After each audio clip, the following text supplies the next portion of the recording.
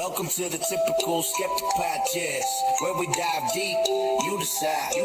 Questioning the matrix, from UFOs, where the shadows are known reside. Rob Khalil busting myths like ghosts in the night. Paranormal pros, secret space ops, yo, we keep it real, no fright.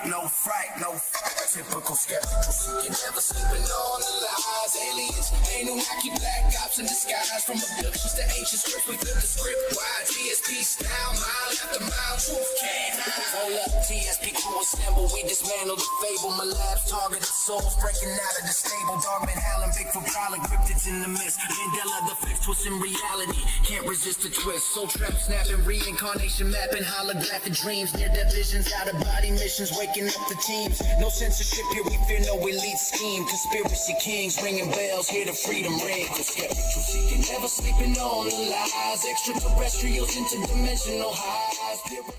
Welcome to Typical Skeptic Podcast.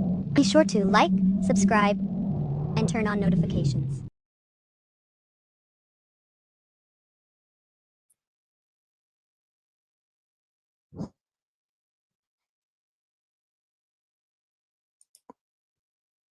Hey guys, welcome back to another episode of the Typical Skeptic Podcast. I'm really excited about my guest tonight. He's one of my best friends in podcasting, Matthew Mournian.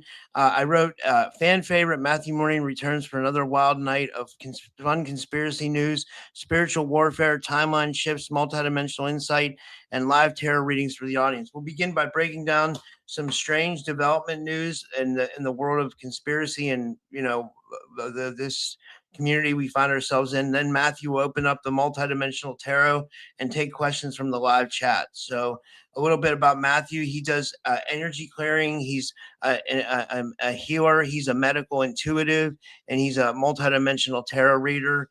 And he's one of the best psychics I know, honestly. And I'm bringing him to the stage now. And Matt, thanks for coming back on, man. How are you? Pretty good. What's happening? What's up, everybody in the chat? Every time I hear that song now, it's like I really feel it, dude. I don't care who made it, if it was chat like THC or somebody else, but like it works in a weird way where I'm like, okay. But you know who made that? Honestly, it's an AI song, but Coley made it for me of all people. Oh shit! Don't say her name. I had to ask her. I said, "Can I use it?" Because I liked it. I was like, "I want to keep it." It works. It works. Don't say her name too many times. You'll get a cease and desist, right? Yeah. But anyway, what's up, everybody in the chat? Put a strange series of numbers if you're able to hear my voice. Congratulations on making it to your post-eclipse timeline, which means a number of things have been and will continue to be dropping away from your life in the days to come. But anyway, thanks for having me back. What do you think this eclipse brings? Is there like any significance to it, do you think, or what? Well, for those of you out there that know me and those that don't, I'm the least astrological professional psychic in the world, so I can't give you a blow by blow of what's going on with the stars. But what I can tell you is what it feels like from an empathic perspective. And it looks like, at least from my point of view, this most recent eclipse represented what feels more like a shedding or a letting go, possibly the rebuilding of different pieces of the self from a more individualistic and maybe a more bold perspective. You know, that stage of your life where you don't really give a shit anymore and you just say whatever you want. It's like, in some ways, that aspect of self is stepping forward for people, but it's coming. And this is just me noticing what I've been noticing. It seems to be coming at the cost of letting certain things go. Then it looks like there's another eclipse that occurs later on in the month. And that feels like, and this is, I might be totally wrong. So somebody out there who's really good with this is going to go, actually, but it feels like then we have an opportunity at the end of the month to sort of pick something up. something that could not have been picked up had we not have made room in our life. It's almost like for some of us, we were doing certain things for the very last time. And now Yeah. we're going to start something else for the very first time. But, maybe that's just me. I don't know. So, It's like a snake shedding skin or something like that. You can almost Mhm. say, Yeah, that works. yeah. So okay, so I guess we're gonna get into you got some cool videos that we're gonna We get into. do. We Yeah. do. Let me know if anyone in the chat has any questions before we get started. I'm Oh wait, I I'm have a trying to get question. better at the chat, but go ahead. Yes. Yeah, you have a class coming up, right? Or do Oh you? yeah, thank you for reminding me of that, which is partially kind of why we're here. And it's also in many ways related to what I was just talking about with this eclipse passage, or this sort of, I guess, like if you want to use a sort of commonly used term within the kind of cultural zeitgeist of this weird social group that we're a part of, we might call it a stage of activation. You know what I mean? And Yeah. that kind of goes along with this project that I was called to do. And it's a short-term thing. It's about a month long, where we meet every Sunday for 4 weeks. And it starts on September 20th. And I'm calling it an intuition breakthrough. And what Yeah. that means is, very, very specifically, is that we're going to take a group of people, a small group, um, through what it is that I do in order to connect with people, places, things, inanimate objects, because I believe that's one of the things that doesn't really get talked about within our sort of, if you want to call it soul family, social group, whatever, milieu of individuals. There's a lot of reliance on other things, but there's not so much reliance on how do we know and how do we learn for ourselves. What does it feel like when we're connecting with another person's energy? For those of you guys out there that do energy work and you do it remotely, how do we make that stronger? Where do we aim that energy? What type of things do we have to work on within ourselves so that we can become more accurate at doing so? What's it like when you're reading the energy of a place or a house versus what's it like when you're reading the energy of an animal? You know what I mean? All of these things in our world, inanimate objects, everything has its own frequency. And just one of the things that I've learned over the years is that I'm just really good at connecting. It's not that we always know exactly what to do in the best, most optimal way, but if there's one thing I can do, it's absolutely connect. And I was kind of putting that like together, within my own kind of world over the coming months, because there's this other thing that's happening right now that goes along, with this class that we announced, and also with something that's individual for each of us. And sorry to go on a rant. This will just No, be a it's short okay. thing here, but we are at a stage, and I know for those of you guys that are watching, a lot of you guys are going to agree with me. We are at a stage where it's like you are noticing how different your energy is day by day. You're noticing how different the world feels, right? Day Yeah. by day. And I think that one of the greatest things we can do is pave the way toward connecting in a way where we understand what's true and what is real. And so anyway, there's a lot more that I want to say there. I'm going to curb it for the moment because I can feel myself wanting to go on a rant, but So I'll stop when's the there. class start? Is it like or Oh, when right. or It's starting on Sunday, September 20th. It's very, very affordable, you guys. I'm not one of those people that's like, it's only $5,000. It's literally the less than the cost of one session, which is $150 for 4 weeks. We're going to do some qigong. We're going to be learning how to connect. We're going to be doing some well, for those of you guys that have heard of them, we're going to be doing some Zener card practice, if you know what Zener cards are. And we're just going to be working on ways in which you can figure out how to connect psychically. And so it's for 4 weeks at 1 p.m. Central every Sunday. And anyway, I'll stop there. Aurora Diamond joked around in the chat. Look what she put. She put Right? 5,000. I know, right? Or no, like the best one is 888888, right? It's like, People are it has insane to be a charging that amount of spiritual money. number.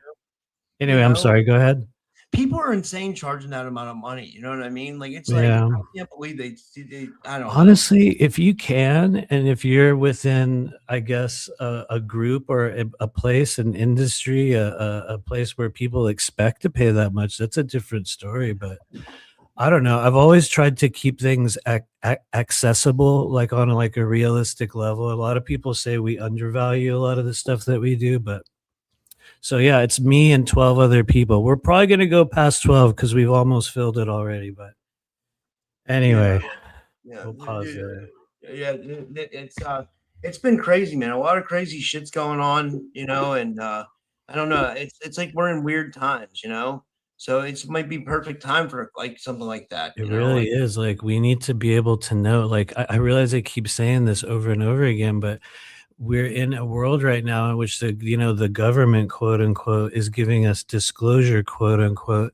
And it's like, for those without discernment, they might be thinking this is the first time any of this has ever happened, or oh my God, this groundbreaking information. Like, I don't know about you guys, but I watch very few of the political podcasters, but there's a few that I follow, and I've noticed they've jumped on like the disclosure bandwagon now.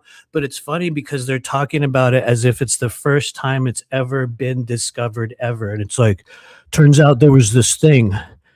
It was I called know, right? Roswell. And you're like, oh, really? Dude, I saw that on Kim Iverson. She was like, Yeah. that she was like talking about like Nordics. I'm like, where have you been? Like, I mean, Right. like, It's like, turns out there's 4 kinds, right? It's like, we know. Thank you. yeah, it's Thank you. crazy. Like, it's like, oh, I want to give a shout real quick. I want to give a shout out to Derek's wife. They always joke around about me being old. But they're just kidding. But like, she turned 40 Oh yeah, today. she turned 40. What's up? Congratulations. That means this is the first off, you're entering true adulthood, whatever the hell that means. But 40 is also the decade of true transformation. It's going to be so much different than your 30s. And it's really one of the first true opportunities we have in this life to get in touch with the most real version of ourselves so far. You guys will notice this. When a lot of people turn 40, they go through some kind of a transformation. So Yeah. for Mrs. Wu out there, good luck. Enjoy your transformation. Maybe it's already happening. Her name, there's Desiree. Happy birthday, Desiree. Like, and Maybe. maybe you can get a reading later if you want a reading. Like let us know, and Totally. like, yeah. But yeah, for me, it's like I lost a lot of energy after 40, or maybe that's me being lazy too. You know what Well, I it's mean? But okay. like, I guess, like our hormones take a dive. Men take 40 a lot harder than like females do. You know what I mean? yeah, Some of us will, move in that direction. Others will go in that, direction. I'm grateful to hopefully be keeping it somewhat steady, but yeah, no, that's kind of the first stage where we feel our age. yeah. Which I It's guess isn't that bad. I'm almost 50, so you don't look it, dude. You don't have one gray. oh, I got lots of gray. You just can't see it on you just can't see it on here. I'm I have like 46. gray hair everywhere. Yeah. Yeah, I feel you, man. Like I don't know. It's a learning. It's like life's all learning lessons. It seems like it's Totally. yeah. Okay, so you got these videos. I want to check Oh out. yeah. So we have some stuff to show, and I want to first off start off by saying I kind of want to take a vote from people in the chat what you want to see first. And some of you guys have seen me on here before, some of you guys haven't. Really, I bring this stuff in on our channel, which lately is few and far between. We just did a live this week, but I went like at least 3 months without doing any lives on our channel. It was kind of needed. I'll talk about the reasons for that on another day. But one of the things that I've enjoyed doing is bringing in videos of just really, really weird conspiratorial shit that I'm watching around X mainly and other places on the internet, and just bringing it in and going like, what do you guys think? What do you Yeah, feel about this? And the reason why we do this is honestly training for discernment, training for intuitive awareness. What do we see between the lines? What are we reading in the moments in between when people speak? What do we see within the symbolism? We're looking at more than the content. And I bring a lot of things in that I know are bullshit just to see how people, you know what I mean? It's like, well, let's see, what do you think about this? I think we have to expose ourselves to a wide variety of different forms of authenticity and truth and mystery in whatever form we choose to digest it if we really want to develop intuitive discernment. It's like you need a target rich environment. And so I like to bring in stuff and just be like, what do you guys think? And so we have some choices for everybody in the chat. One of them is just kind of like pure comedy, and it's this dude talking about how there's dead people walking around. And this lady literally looks dead. And I have a story to go along with that one, because I've actually seen people, this is going to sound so silly, that were like the living dead, like literally dead people walking when I lived in LA. So I think we told that story on here before. But That's interesting. That was we have a strange, sorry, I didn't mean to cut you off. We have a strange, what looks like exorcism. We have the 7 and 4 conspiracy code that just keeps hitting everywhere lately. And then we have what happened to John Travolta. Has anyone seen John Travolta lately? Dude, he looks probably not. He's like 70 years old. He looks like he's 40 somehow. Right? You know? It definitely looks like a clone.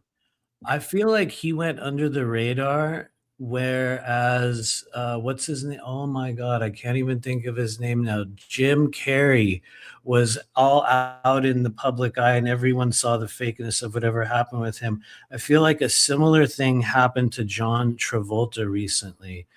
And I don't know, maybe we'll start with that one. Do you guys want to start with the John Travolta one? Let's start with Hollywood cloning. All right, we're gonna make it. We're just gonna do it. And let me know if you guys have any questions. Okay, let's find John. We're having John Travolta. Hopefully our audio works. So we're gonna check in with you on the audio part. I'm at it. Okay, let me see here. Watch this.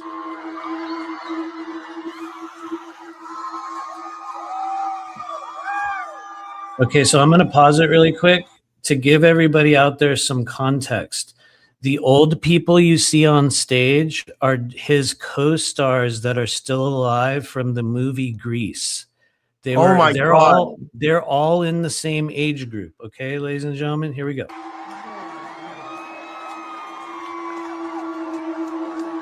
Why does he look so different? Who is this? On your screens, you're looking at one of the most undeniable pieces of evidence that the substance may exist in real life. This happened during a recent reunion with the cast of the... Oh, but hold on there. The substance, you say? What substance? The adrenochrome, right? Right. What substance are we speaking of, ladies and gentlemen? Famous movie Grease. John Travolta appears in public, smiling, relaxed, and looking nothing like a man in his 70s. He is 72 years old, but his face looks closer to 32. Smooth skin, tight features, no signs of regular aging. Now look at everyone standing right beside him. His former co-stars look exactly their age. Wrinkles, sagging skin. Time clearly left its mark on them.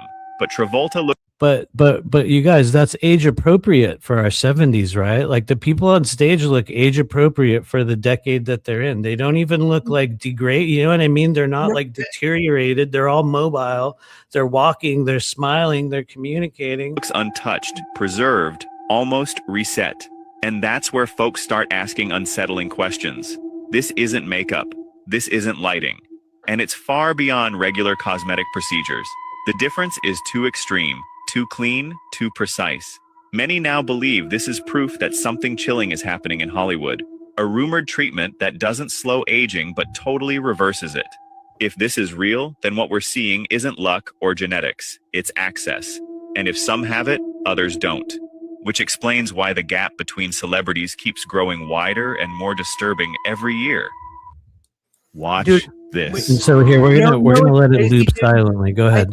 I think that his original co-star from this movie, and guys, to give you an idea why these people look so old, I think Grease was filmed in like 1970 something, or maybe the late 70s, early 80s. And his original co-star who starred with him, Olivia Newton-John, she used to be a hottie back in the day. She's dead. That's how you know what I mean? Like she's literally dead. You know, so it's like that's how old this movie was, and like these people are, and like he looks like he's 30. Dude, he keeps getting younger looking. He looks younger than us, dude.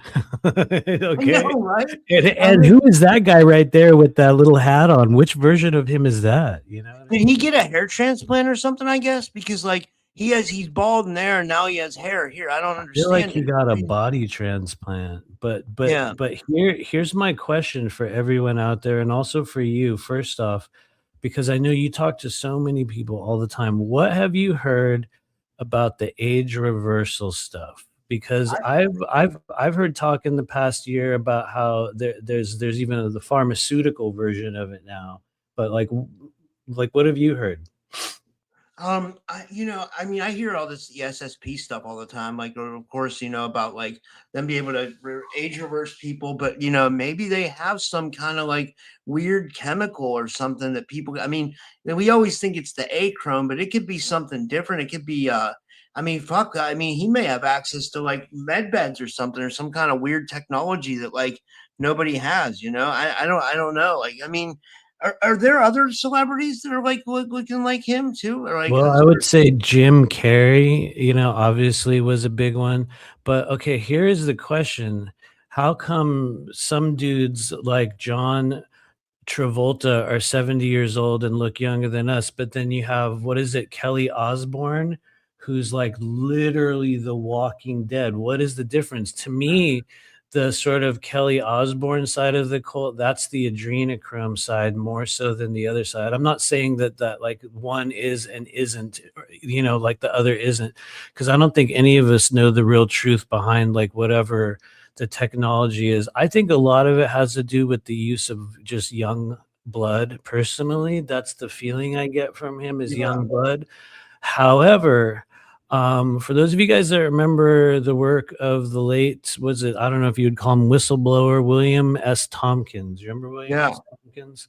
William S. Tompkins was one of the first people that I recall. I know there's many other people that have talked about it, but where I recall hearing it first was from William S. Tompkins, where he said that during the whatever it was, 50s or something, when he was working in Coronado, California, and right there in the heart of San Diego, that they already had a age reversal pharmaceutical technology that was able to literally rewind the chronological age and all the systems of the human body and bring it back like several decades. And it was like something like 3 pills that you would have to take every 6 months. And or there maybe someone out there with better knowledge or is going to have a more accurate recall of that, but it was something along those lines. And he was saying that was available in the 1950s from what I understand. And so Holy to me, shit. I mean, I'm saying why not? Why the hell not, really? But Like go I ahead. feel like there were some people that were like test dummies for this. Like, remember like how fucked up Michael Jackson looked? Like it was like Michael Jackson went from looking like a normal person to like an alien over time. And it was sad. It was like really sad. Like it was like he was trying to do age reversal, but it wasn't working or something. Or it was like I maybe feel like Michael had to form some kind of dysmorphia. yeah. He had some form of that. And what's crazy is I have a strange thing in common with Michael Jackson. Believe it or not, I know it's going to sound so dumb. Believe it or not, I have a very strange thing in common with Michael Jackson. We both have vitiligo, which is that thing that makes your skin turn like white over time. People that see me really up close will see I have it all over my body. Like soon it'll be all over my face and everything. But yeah, he had the same thing. And for some people that triggers psychiatric episodes as they sort of watch their color change thing. And he was already obsessed with turning white anyway. Not to say that was the only component to his madness. I'm just talking about one, area of, like common energy, but who knows? You know what I mean? Maybe he was a clone. Maybe he was a alien. Maybe he was just a broken kid that got a lot of trauma and, who knows? But the John Travolta thing is like Road Diamond Heart said, fascinating. It really is. It's like, yeah. So let's see what maybe people say in the chat. Do we have any? What do you guys think? The Andromedan says also the Coca-Cola accent. I don't know what he Whoa, means. wait, what? What's the Coca-Cola accident, dude? I don't know about that. Can you fill us in the chat? Andromedan. How the Andromedan knows about pop culture. Totally. Edward Schlumberger says why I link the med beds. Wait, You know, I gotta ask him, is that a real name? Wait, that can't be a real name, Edward Schlumberger. Like, I hope it is. I I feel hope like it he is. put that last name together for YouTube. Like, it's like I want Schlumberger. it. Like, I want it to be his real name. it's awesome if it is. It is. Like, but like, I I feel want like it he to like. be your real name. Yeah. Anyway, but he mentions the med beds. I'm not going to go on a med bed rant. I swear to God, you guys. But I will. I'm going to say this again. No, he said it's his real name. I wasn't. I didn't mean. I wasn't mean to joke. I No, wasn't that's joking. okay. That's a brilliant name. We're not gonna. You're not gonna see a med bed for a long time, if ever. And I know that you've been conditioned by a lot of people in this community who will say anything, absolutely anything to maintain their status. But remember this day, ladies and gentlemen, it is Saturday, August 15th of 2026. You're not going to get a med bed anytime soon. Even if med beds were dropped on the public, do you really think that the people that are in control of our world, who are still in control to this very day, do you really think they're going to open up med beds for everybody? Oh, hell no. They're going to keep them for the elites. Putin will have one. Trump will have one. Fucking, Zelensky will have one. Bibi will have like 6 of them. You know what I mean? It's like they'll all have them, but we won't. Just like how we don't have the real AI either. We have the cucked version of it. You know what I mean? Well, Trump's another one. Isn't Trump like 80 something years old? You know what I mean? It's Like, so it's weird. for real, isn't he? I mean, like, I wonder. I think he's like 80 years old, I think, or something. He's Like, or at least- 84. Isn't he 84? I know he's now the Dude. oldest president in human history, right? I had my grandmothers lived to like pretty old. Like, I had a great grandmother who lived to her 80s. Both my grandmothers lived their 80s and 90s. Like, they weren't walking around like Trump was in their 80s. You know what I mean? They were like very slow, very lethargic. You know what I mean? Like, they had good spirits still, but like they weren't running the fucking country. You know, you know what I mean? Like, Yeah. I don't know. Like, and I guess nobody thinks about that. You know? It's a major concern when you look at it. I am absolutely convinced Trump is on blood. I think that's one of the ways they have him under control. Not the blood itself. It's just like, bro, if we stop this treatment, you're going to become a regular 84-year-old man in no time at all, dude. You know what I mean? Yeah. And plus, they got all kinds of other dirt on him as well. But so that's beside the point. But I just don't see them coming out. And the truth is, we kind of have all the building blocks for it available to us right now in this very moment. We have Rife treatment. We have the parasite detoxification, which we know is proven to get rid of the what, which we can't say anymore on God forbid, but we have most of the building blocks of it. I just don't see a scenario where some hand is going to come in and go, here you go, having a problem, let's make them all go away. It's like that doesn't even fit in with the model of what Earth is as a plane of duality. You know what I mean? It's like we have to live through the cause and effect of even the deterioration of the physical body. Anyway, I'll shut up on that. No, I agree with you. This is a comment from someone new, King of Queen Anne. She says, on the contrary, I do feel like something akin to a med bed may pop off. Sonic That and would be lightning does cool. wonders. Oh, how awesome would it be? Yeah, it would be amazing. It would be Right? it would be really cool. Like, I mean, how awesome would that be? I will also be in line to get in the med bed. But what if the med bed comes out and they're like, okay, guys, we have med beds with this new technology, or Trump's all, okay, we got this new technology, it's the greatest one ever. You know what I mean? They're gonna do this whole thing, and they're gonna be like, okay, if you want to qualify for the med bed, first we're gonna need you to get up to date on your round of scheduled medication, your jabby jabs. First, we're going to need you to get, you're like, wait, Wait, what? Yeah. And then, in fact, we're going to force you. Now everyone has to do the med bed. Imagine that. All of a sudden, you wouldn't be allowed in restaurants if you didn't do the med bed. You know what I mean? What would it actually be? Could it become a control factor? You know what I mean? Where they turn it against us? Because look at the way the world's working. Everything that we've been given by the powers that be have nearly always yielded the opposite results from what they have been, intended publicly, right? Look at, 2020 look at, 2020 and, like beyond, right? Anyway, you guys know where I'm going. Sorry. Yeah, I agree. It's fascinating though to see where we're at. Yeah, it's I'm kind Okay. of lost for words. Yeah. It's okay. It's okay. We're gonna go to the next video, ladies and gentlemen. Okay. Who's quick on the chat? We have a weird exorcism. We have a woman who looks like the living dead.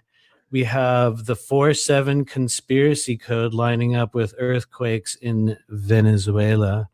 That's the same video 2 times in a row.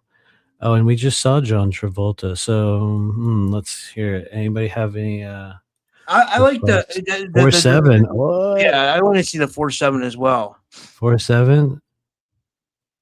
Why would the children eating people give us med beds? Right? I know, right? Why would they?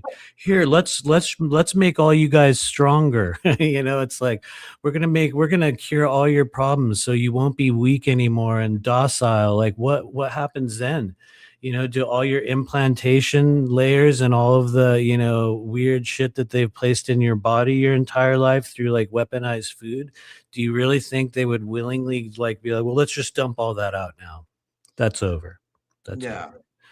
Although the NFA did kind of just drop, for those of you guys that know, and no one ever thought that was going to happen. So what's the NFA? National Firearms Act. And so it basically took off of it just basically made some things for people that have a hard time getting stuff like suppressors or, various firearm, things. It just took them off of the National Firearms Act, which was really kind of a hostile, predatory registry system anyway. And I don't want to go down a whole, like 2A road, but every now and then they do actually do something that benefits us. Although I think there will be some sort of a consequence from them doing that. But anyway, that's a discussion for another time. Sorry, guys. Well, do you think because they do this that enables them to have a false flag now and blame it on that? You know what I mean? So then they'll take it away plus more. I don't think they could. I don't see how, really all it did from the most basic perspective is make short-barreled rifles, short-barreled shotguns, like pretty much legal, and you don't have to register them with the federal government. And then the good part is they took suppressors off of the like restricted scheduling thing, or silencers, which I think should be legally purchasable by anyone. It's, what I mean? There's no reason why you shouldn't have it. It's just legal action took place to allow those things to no longer be unobtainium for, like regular people, and other people don't even care about that. So I'll shut up about it now. I think it's definitely interesting for sure. Right. It's yeah. To me it is, but I get hyper fixated on stuff. So it's like, I realize like to everyone else, they're like, what? Huh? And I'm like, oh yeah, guys, this is really big, legal thing, with blah, blah, blah. And like people's eyes glaze over really, really fast. Okay. We're going to check out the 7-4 conspiracy code. Where is it? Here it is. I love this guy. This is my favorite conspiratorial Frenchman. Dimitri Revolt. He honestly, this man's work is absolutely excellent. I mean, just really, really top-notch work. Like he's decoding shit on a level that I mean, well, let's be real. It's not that he's the only one, but he has a good way of cramming it into like, like a minute and a half. And it gives you enough information to kind of start, like a trail of your own in a sense. But anyway, here we go. Is our audio ready? All right, check it out, everybody. Séisme de magnitude 7,4 en Colombie. Premier bilan annoncé, 47 morts. Exactement 47 jours après les séismes au Venezuela. Le 24 juin, qui est le jour d'anniversaire de la franc-maçonnerie moderne. Et 47, c'est l'outil des bâtisseurs. Quelques jours avant le séisme, Trump promet 740 millions de livres à la Colombie. Trump est le 47e président 47. des États-Unis. Et en gématria, Trump égale 47. La CIA était créée en 1947, CIA un an created après sa in naissance. Et cette 1947. année, au sommet mondial de l'énergie de l'université Columbia, il parle déjà de transformation profonde profound transformation. grâce à l'instabilité. Landscape is being reshaped. Ils évoquent même les 40 Okay, I'm going to pause it there for a second because I know it kind of goes by kind of fast for some people, but they're talking about this. What was the phrase? Ils Restructuring or évoquent même les something? 47 années de la République islamique d'Iran. Is being reshaped. Ils évoquent même les 47 années Sorry. grâce à l'instabilité. Transformation Déjà de through transformation instability. profonde There we Profound go. transformation. Grâce à l'instabilité. Landscape is being Transformation through reshaped. Ils évoquent même les instability. 47 années de la République islamique d'Iran. Ils parlent d'énergie comme d'une arme. The energy weapon. En gématria, énergie et web. Do you guys remember when they launched the initial attack on Iran earlier this year? And they were saying for 47 years, 47 years. Here, you know what I mean? Here it is Yeah. again. Everybody heard that one. It was almost like the script that had to get, spoken. Sont égales à 74. Encore ce miroir 47-74. Ils utilisent même les mots nouvel ordre mondial. A new world order to build something new, to redesign a government and embrace it. AI leadership with the Rockefeller. Whoa, hold on. Did you hear that? No, I did. But Hold on. Listen carefully, ladies and gentlemen. And embrace it. AI leadership with the Rockefeller Foundation. Donc, oh gosh, AI leadership with the Rockefeller Foundation. What's up? Is Jay-Z going to be the CEO? à ce stade, la frontière entre théorie du complot et discours officiel devient franchement difficile à distinguer. Very, very interesting. I'm going to play it again. It's going to loop. But so what do you think about this 4-7 thing, Rob? Like, I know you don't necessarily get into a lot of like the numbers, and I don't even get into like the whole like repeating numbers thing, but there's certain times of the year where it's like it's fed to us so hard. Like this is a perfect example of it. And it's like, what does it mean when you feel into it? What do you think this is about?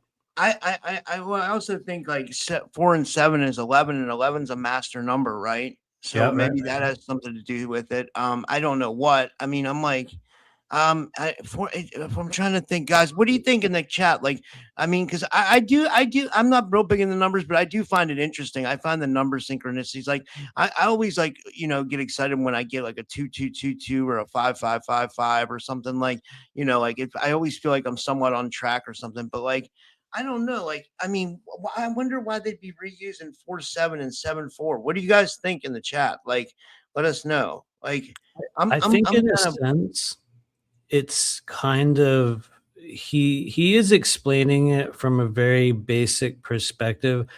I guess the question that I'm sort of asking myself and for everyone else to ponder is what really is the overall mechanism of power behind the repeated digits and the like the 33s, which is like the Masonic number, you know what I mean, and like what was the other one, like 324, you know what I mean, and like all those, like what is the mechanism of power that lies underneath all of that like numerical kind of weird coding? Because I'm going to be real, that has been a thing that I don't think I've ever felt that I really like understood.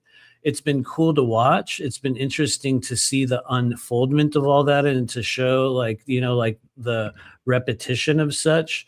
But I'll be real, like at the heart of it, I'm also going like, what? Damn. You know what I mean? Yeah. And so Joanna LeBlanc says numerology is real. Numbers hold meaning and energy. I agree. What about And 6-7, you guys? Where did 6-7 go? Now we're on 4-7. I didn't even get over 6-7 yet. What the hell? Horian says HGTTG. I asked him what I asked. He said it's Hitchhiker's Guide to the Galaxy, I think. But what's he trying to say Oh, with that? didn't he say what? Wait, was that 47 or 42 in Hitchhiker's 47. Guide? For some reason, I Oh, thought it wait. was 42. But Yeah. maybe I just don't know because I only saw the movie. So you probably read the book and you're like, bro, I know what it is. Shut up. You know? No, Joanna says 67. I can't Yeah. remember, to be honest with you. 6-7, totally. I don't even know what 6-7 is about. I just say it because everyone else is saying it. You know what I, you know Yeah. what I mean? No, seriously. Anyway, the overlay is cracking. It is kind of. Oh, it is 42. Terry figured it out. Wow, I actually got that one right. That was a cool movie though. Aurora Diamondheart says, I mean, if 55515 can take away pain, then 47 could shape reality in a way we don't understand. Honestly, that's a very good point. Do you guys know about the 55515 code? Do you know No, about that? what is that? So that's part of a series of numbers known as the Gravoboy codes. At least I believe it's from the Gravoboy codes. And you can look it up. I think it's spelled Gravoboi, Gravoboy, or I might have the pronunciation wrong. Now, I don't know the origin story behind it, but it's a sequence of codes that apparently was sort of and heavily researched by the CIA or some governmental organization at some point to such level that they seem to believe that they were legit and totally real. And really, the only code that I recall of those is the pain code, which is 55515. And so, supposedly, when you're having physical pain, and the CIA seems to believe this, so take that either as a grain of salt or something bigger. But if you chant or repeat the code 55515 while focusing directly upon the area or the part of the body that is in pain, it's like you have to literally imagine yourself beaming that number into your body. Like you have to really sit with it and like 55515 And here's the craziest thing about it, ladies and gentlemen. 2 or 3 years ago, I had like this literal tooth that was like about to explode in my mouth. A lot of you guys have had that dental emergency Oh God, where yeah. you're up at 4:30 in the morning and you're like, fuck it, I'll get some pliers and rip this thing out of my mouth. I don't care. It was that bad. And I was like in the fetal position on the floor of my shower at 4 in the morning, like like just like that. And I started doing 555155551, and I kept going. And I can honestly say I noticed that it worked. I noticed that over a time there was a lessening of the pain, so much so that I eventually got up and went back to bed. And I don't know if that was my body utilizing some placebo like effect. Some say it doesn't matter. I don't care whether it's a placebo effect or an actual chemical.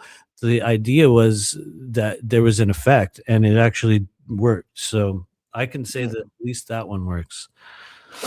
Oh yeah, totally. The numbers, Mason, dude, bro. What's crazy to Edward Schlumberger? I was thinking about replaying Black Ops 1 recently. That's funny that you even said that. I was literally thinking of those moments, where he's like, for some of you guys, for those of you that don't know, I'm just talking about a Call of Duty video game, but it's just interesting to see that in the consciousness stream, because I was just thinking of it the other day. But anyway, try it, you guys. Try the painkiller code. Look up the Gravoboy codes. There's even there's a number of really cool codes that they have. Like one is for like immediate change, one is for money. You know what I mean? And which in some ways sounds like kind of a lofty kind of hopium sort of idea. I'm not saying that they all work, but I'm willing to believe that they do.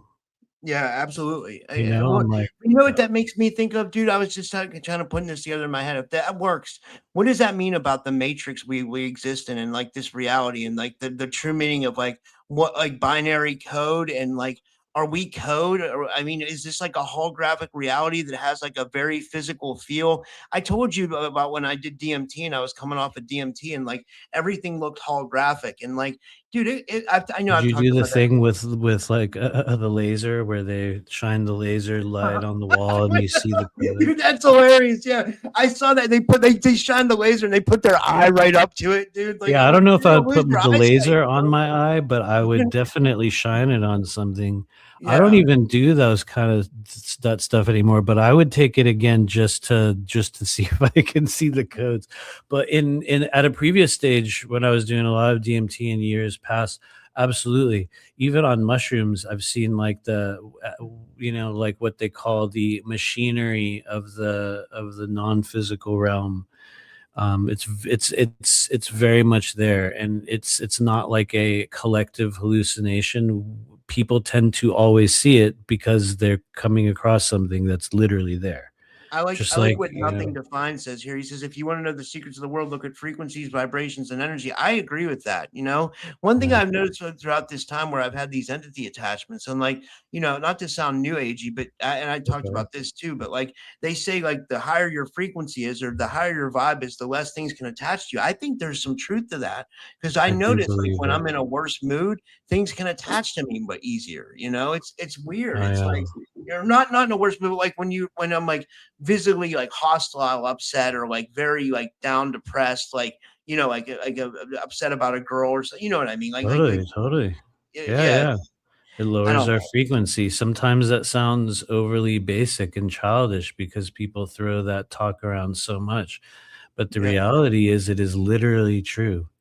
It is yeah. absolutely true. And We're getting yeah. good comments. This is from Sean Faber. He says, I have Michael Talbot's holographic universe. I read it. I heard about that from Gerald Clark back in the day. And the book has transformational, to say the least. There's no coincidence that they killed that dude. I agree. I didn't know Yeah. that they killed him. I got to look into that. Like, I I didn't just even feel know who he was. I've heard his name referenced along with holographic universe, but I don't know. Yeah, I know very little about him. So it's a great book. they whacked him, huh? Yeah, I guess. I Interesting. didn't know that. I gotta look into that for sure. Yeah, like, but, that's fascinating. Interesting. That makes me think about, like, why would that number code work like that? It makes me think there has to be something about, the way our reality is, and if it's programmed or something, or like, To or me, that like makes sense. I feel like there's a lot more codes than that. I can tell you that I feel as though one of the ways in which we are naturally able to sort of decode or maybe make use of those kind of gateway elements that might open us up to that, other realm. I think a lot of that in the future will come through certain movements of the physical body combined with breath, that will notice that we have this sort of natural gateway like effect, like when we use it in the proper way. That I just think that's we're going to notice an increase in that over the coming years. There was another thing I was going to say along with that that got like pulled out, which sometimes happens, you guys, when I'm doing readings or I'm doing work, and like I'll think I have a really like important point, and it's like someone comes along and they're all, "No, you don't," and they'll like throw it out. I've just sort of learned that over the years, but I think there are even places within our physical realm, and I've talked about this in the past. It sounds kind of childish and silly, but I think we will discover, hopefully, at certain points, that there's literally even places in our neighborhoods and like physical spaces that we inhabit every day, that if you approach it or angle your body or step toward it within the right frequency or the right vibration, it's going to sound childish, but it's almost like the platform 9 3/4 idea from Harry Potter. You know what I mean? Where it's like under the right conditions, we just slip into a different world. And there's been a million researchers that have commented upon that. You know what I mean? People like David Paulides and so many others. But I think that there's way more opportunity within that than any of us realize. And maybe that's just me making it this fanciful thing. But it's like, what if it was a matter of a code? What if it was like a code and a breath and a movement of the body, and all of a sudden, this gateway opens in your, I don't know, this like the room right here. The question I have for those of you guys that are here is, let's say if you did that and you accidentally opened the dimensional gateway in that room with you after chanting a code and making some movements, would you go through it? I think I would, but like it's I would want to know that I could get back, you know, like if I could get back, I would do it for sure. But But like you won't know when you get, that's the kicker of the whole question. You all of a sudden are like imagine yourself, Rob, that after the show tonight, you're like looking up Gravaboy codes and you're chanting the code and you're sitting there and all of a sudden your body starts moving and it's like these contortions happen and you start to breathe and all of a sudden this pop opens up in front of you and there's like this literal portal for the first time in your life and you're like, holy shit, I'm actually awake, I'm not even high, and this portal has opened up in front of me. Holy shit. Do you go through? You have no guarantee. You don't know what is on the other side. You don't know where, how. You just know something came over you and this thing opened. Would you go through it? I think I would. I think I would. You know, when you mentioned Harry Potter, that made me think of. Remember James Rink? He had that. He made that school for like it was like his Harry Potter school or something like that. It was like his like. Yeah. He felt like he Oh, was like, yeah. interacting with that world. You know. Oh yeah. Rest in peace, James, wherever you are, whether it's in an underground base or the next life. Thank you for giving us such interesting things such as that. Like really, you know what I mean? I remember that. You Yeah. know, like, oh, man.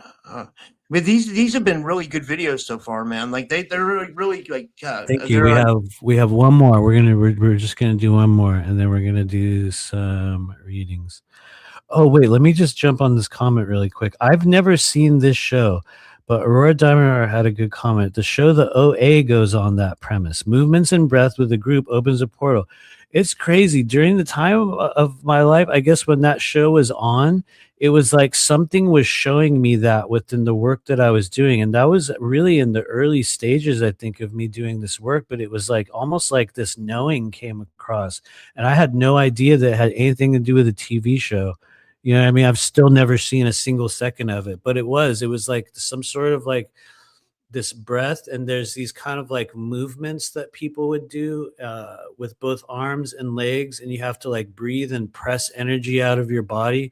And if you were able to do it at the right rate, under the right like mixture of something, there would be like this, and all of a sudden something would kind of open up. And that was stuff that I was shown back in the early days of like, oh my God, when so many strange beings were kind of walking in and out of my life. And um, something that I kind of wish I could have talked about in the book, but there was so much random stuff that I'm like, what, how do I reference that experience? Where does it go? You can't just put a list of like, and then this happened, you know, it's like, there has to be context for it. But I see. Yeah. I mean, but I don't know. Like, I mean, maybe you could just do a book on your experiences. You know what I mean? Like, or like a blog or something. I don't know. Like, it should come out in a written form.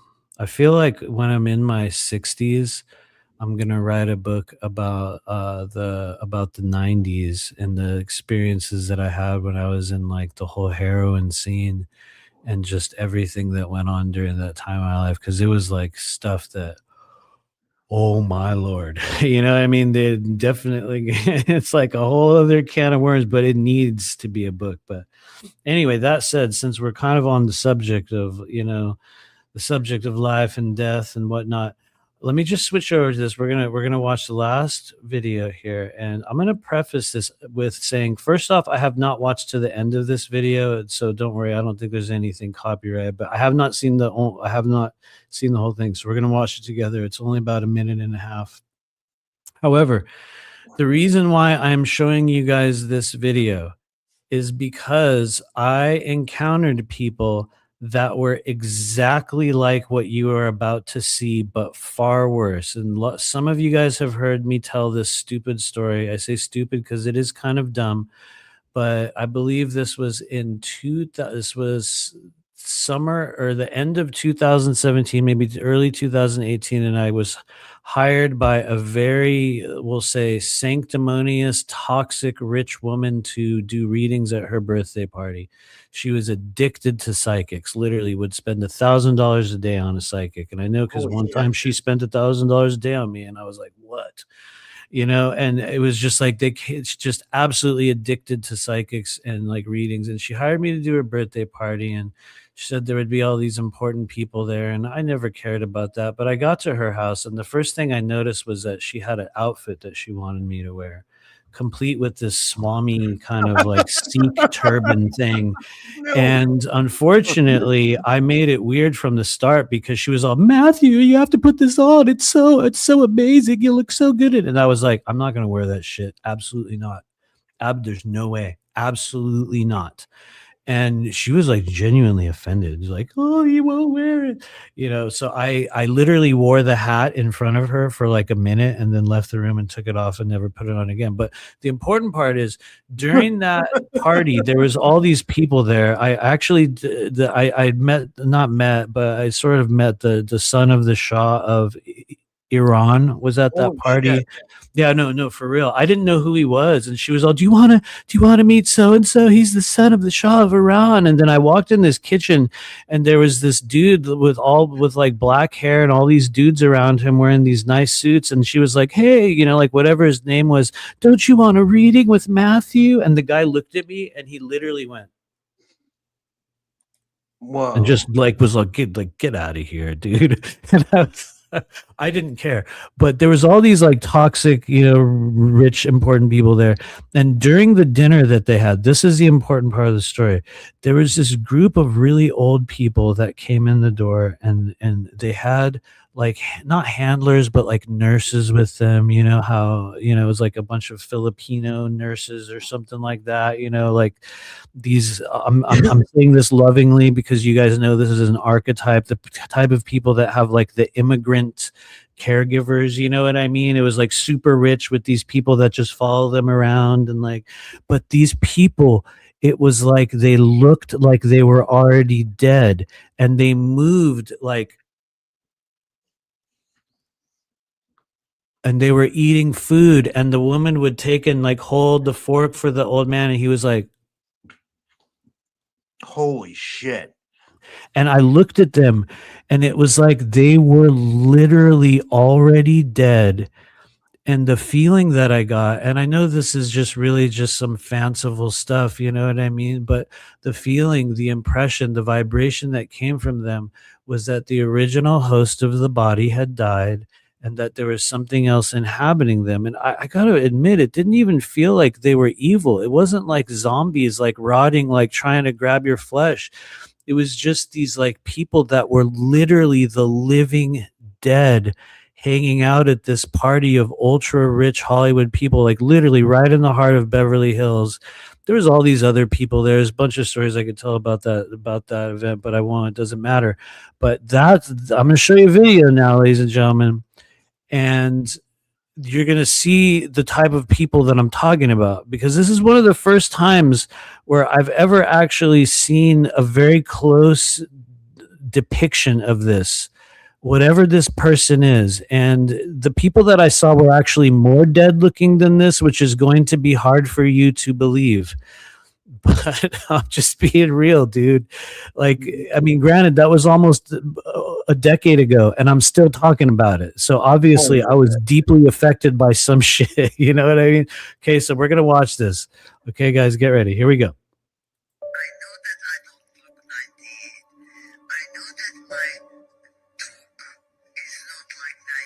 Who's this? Who is this lady right here? Because people are saying that she could possibly not be one of us. She said that she knows that she doesn't look 98, but people are saying that she looks like she's older than that, like way older than that. Something's going on with this video, and people are trying to say that she's someone or something that she's not. I mean, we all do age, right? We all get wrinkles the older we get, right? But something is going on with this lady, allegedly. This is what people are saying. I seen the video and I said, Let me just talk about this because I don't think there's nothing wrong with this lady. She looks perfectly fine. She's an older lady. I don't know about this, guys. Shut up! I don't know where she came from or who she is, but she does look older than 98. People are saying that she doesn't look like one of us. She is one of us. You know why? Because this video is for entertainment purposes only. Guys, stop playing around. This is a normal lady that's just older than us. I don't know who she is and where she came from. Let me know if you know. Yo, I don't know nothing. I'm out. But can I say first, I thought that was a great reaction video. Like, do you ever see those reaction videos on TikTok where it's just like the person and they're like pointing to the screen and they're nodding their head? Well, that guy was like totally different. He had like a lot of like he was funny, you know. I thought that was a great but that lady is definitely, she's toast. I don't know what's up with her. You know, she's like, yeah, she's. Oh wait, I think you're muted. It's not. Check. Is it working now? Yeah, you're good. Okay. I was like, I accidentally turned my mic off. This is not connected to any conspiracy or any story in the media. This is just a really weird person on a video that I wanted to show you guys. So there's no story behind this other than the fact that I've seen people like this out there existing in the world. But there's a theme that goes along with that, because if you go back to the very first video that we saw with John Travolta, right? And we were talking about how, you know, it's like almost like there's something else there now. You know what I mean? There's a different energy. Sean in the chat said, he said, "What the fuck is that Nosferatu?" Right? No, for real though. And this is literally the thing. There, you know, I don't know, maybe this is just a lady who's really low on blood and is just very sick. I don't know. I just thought it was really, really weird. And I think this is the point I'm trying to make. Get ready for the stage of our lives where shit gets so much weirder than this. Get ready for in the next year when people take this corporatized governmental disclosure to the next level. And notice what you notice about the types of people that are going to come forward, and get ready, because this is a soft prediction for the coming months, years rather. We're going to see a whole new population of, I'm actually a hybrid alien. You know what I mean? We're going to see this whole new series of, I'm not actually human, I'm something else. Meanwhile, there's going to be a whole other, you know what I mean, preponderance of these weird mutated semi-lifeless beings kind of showing up all over the place in a whole new way. Because, like, do you guys recall seeing shit like this 20 years ago? For those of us that were around, so much of every single thing that we talk about now was not in existence on any level then. What else is into another timeline, you know? Right? What else is coming in the future that we have no idea about that's going to make this even crazier? You know, I mean, look at, like, somehow Dr. Phil is part of official disclosure. Like, what the fuck is that, dude? I know. You know what I mean? What world? What timeline is this? I know that, dude. That's crazy. Like, we you know, I feel like you should have watched the Dr. Phil disclosure video. It's so funny that he feels like he knows, like, he can talk about disclosure. I'm gonna like, pull that shit up right now. Get ready. From, you know, I'm gonna take a leak real quick while you pull that up. Let me. Is that okay? Oh yeah, please feel free. I'm going to take some of your questions from the chat in the meantime, and if we're lucky, you guys, Rob's going to leave the mic on, and yeah, when he comes back, we'll find a Dr. Phil video, because somehow this is the craziest thing. It's like, you guys are going to notice all the people that have been strategically chosen within the so-called control systems of media and government, and you're going to notice how they're going to be given this kind of new narrative, and they're all going to coincide, and they're going to bring, like, the new layers of controlled opposition, because, you know, Dr. Phil, he's not all on board with this governmental disclosure. In fact, like you know, his voice is like, you know, I think they're lying to us, you know. I don't believe the government. And it's like, okay, Dr. Phil, you know, they're just spoon feeding you this shit. But she says he didn't say that, but maybe he could. I think Dr. Phil is going to do a show where he is chosen to bring some of the fake hybrids on stage, kind of like Jerry Springer. You know what I mean? They're gonna use Dr. Phil or one of those old guard kind of people, probably like, oh, that'll be perfect. Oh my God. Okay, you guys, 2027, Oprah makes a comeback and she's doing a special edition interview, and the hybrids are here. Thanks. Oh no, Oprah hates Trump, so she would not play along with that. Yeah, no, but she'll probably go along with the hybrid timeline because that'll give her a chance to get huge again. Either that or Dr. Phil will do, like an expose. I think if Maury was still alive, they would have chose Maury instead of Dr. Phil. I would have. Dead? Is Maury dead? Yeah. Maury's dead. Holy shit! Yeah. Dude, you remember he used to say, "You are not the father." He would be like, Right. "You are not the hybrid. You are not." The DNA test came back. You are not a hybrid. You are 100% human. Oh wait, Aurora Diamondheart says, "Have you seen?" I have heard of this. Thank you for reminding me of this. She says, "Have you seen Dr. Phil's son's house? It's completely covered in Mickey Mouse." Yes, that is true. And there is a commonly held conspiratorial story about Dr. Phil, and that is that he's supposedly really high up in the MK Ultra kind of new generation programs, like the new generation, like the Gen Z and the Gen Alphas. He's a part of programming apparently the new generations now.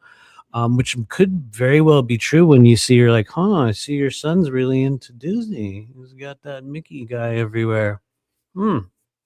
Interesting. I'm sure that's totally normal.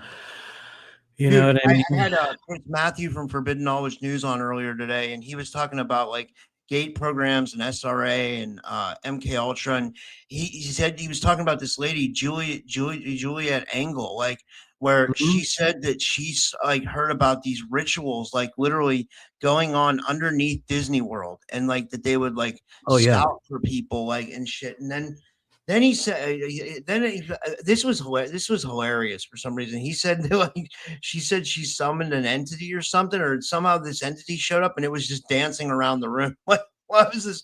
I was like, what was this fucking crazy entity doing, just dancing around? Like, what was it on, or like, what was wrong with it? Like, you know what I mean? Like, I wonder if it was like a fairy or a leprechaun or what, like, I don't know.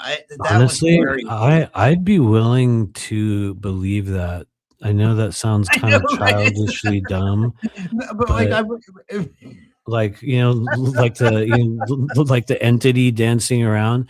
In the late 90s, I remember, and it's funny because I talked about like the whole heroin days thing, but back in the late 90s, I was friends with a guy who claimed to have taken LSD and got caught at Disneyland, and he said that they had a jail underneath Disneyland. It was the first time I had ever heard of anything like this involved with, like a Disney, but he claimed that he was taken to a jail underneath Disneyland Anaheim and held there for, I don't know how long, maybe overnight, maybe 12 hours. I have no idea the amount of time, but he claimed that on the wall of the Disney jail is a big painting of Mickey holding his finger up like in this angry mouse face with his finger up. And I was like, what? Damn. Like, and what's crazy is I'm like, I could believe that. I am all on board with the fact they probably did some crazy ritual there. Disney's a special district, both Anaheim and Orlando. And if you guys for those that don't know, some of the benefits of having a special district, kind of like DC is a special district, is that they can make their own laws. They're not bound by the federal government.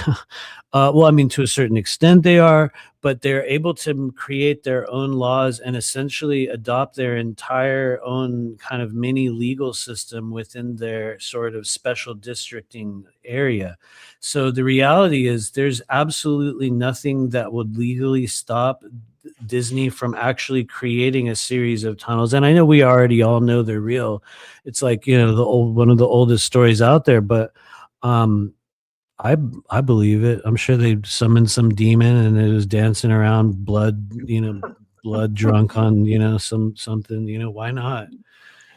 Yeah, yeah, You it's getting weirder and weirder. One thing I wanted to mention, you said what before about like things that could pop into our reality. That like one thing I was thinking was possibly zombies, and we're almost seeing that right now with like the trank phase in Philly, like and other places Mm. where people are doing this trank, and they literally like turns them into a zombie. Or remember that drug that was making people eat human flesh? It was like that Russian drug or something like that. I Wasn't can't that remember. like bath salts or something? Oh yeah, yeah. Well, maybe it wasn't a Russian drug. I don't. Maybe they were just doing it It in could have been. Russia. It probably was a Russian drug. I wouldn't be surprised.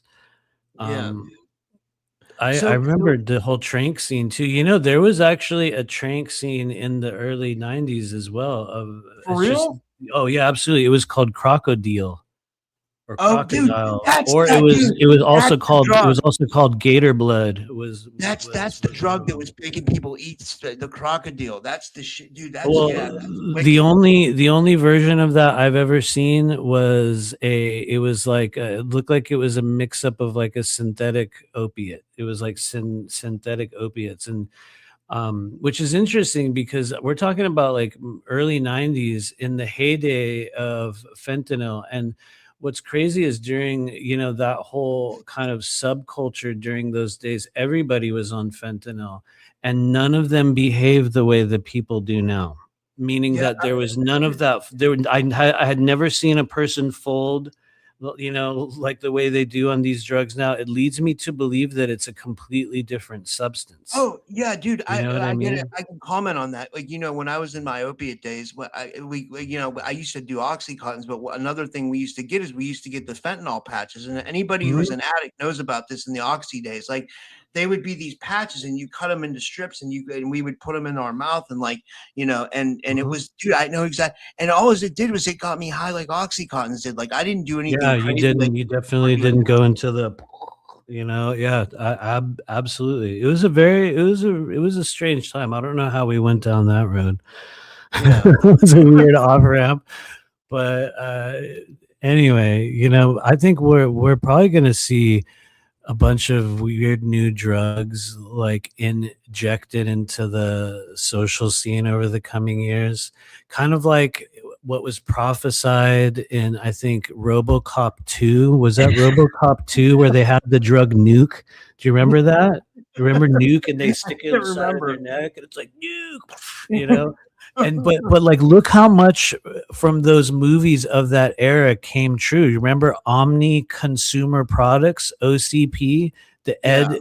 Ed 209 bot that was like the first AI autonomous, like security droid. And here we are, 2026, and now we have AI autonomous security droids with guns on them. Literally, it's like it's weird not to go down a RoboCop timeline, but it's like that was very,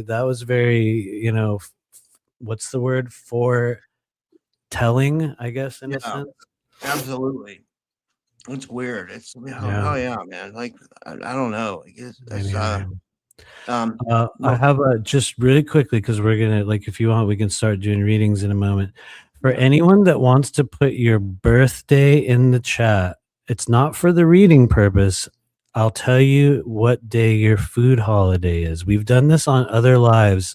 Have we done this on your show, Rob, or do we do this on somebody else's? We did it last time. Yeah, it Okay, was cool. So there will probably be other people here who don't know their food holiday, but every day of the year is a food holiday. And so if you do not know your food holiday, put some of those, put your birthday. I don't need the year. I just need the month and the day. wait. And I gotta get your take on this real quick. This is from yeah, the yeah, activist. She go says, "What are ahead. your thoughts on Ishmael? He's live with over 2,000 watching, talking about ET races running the government."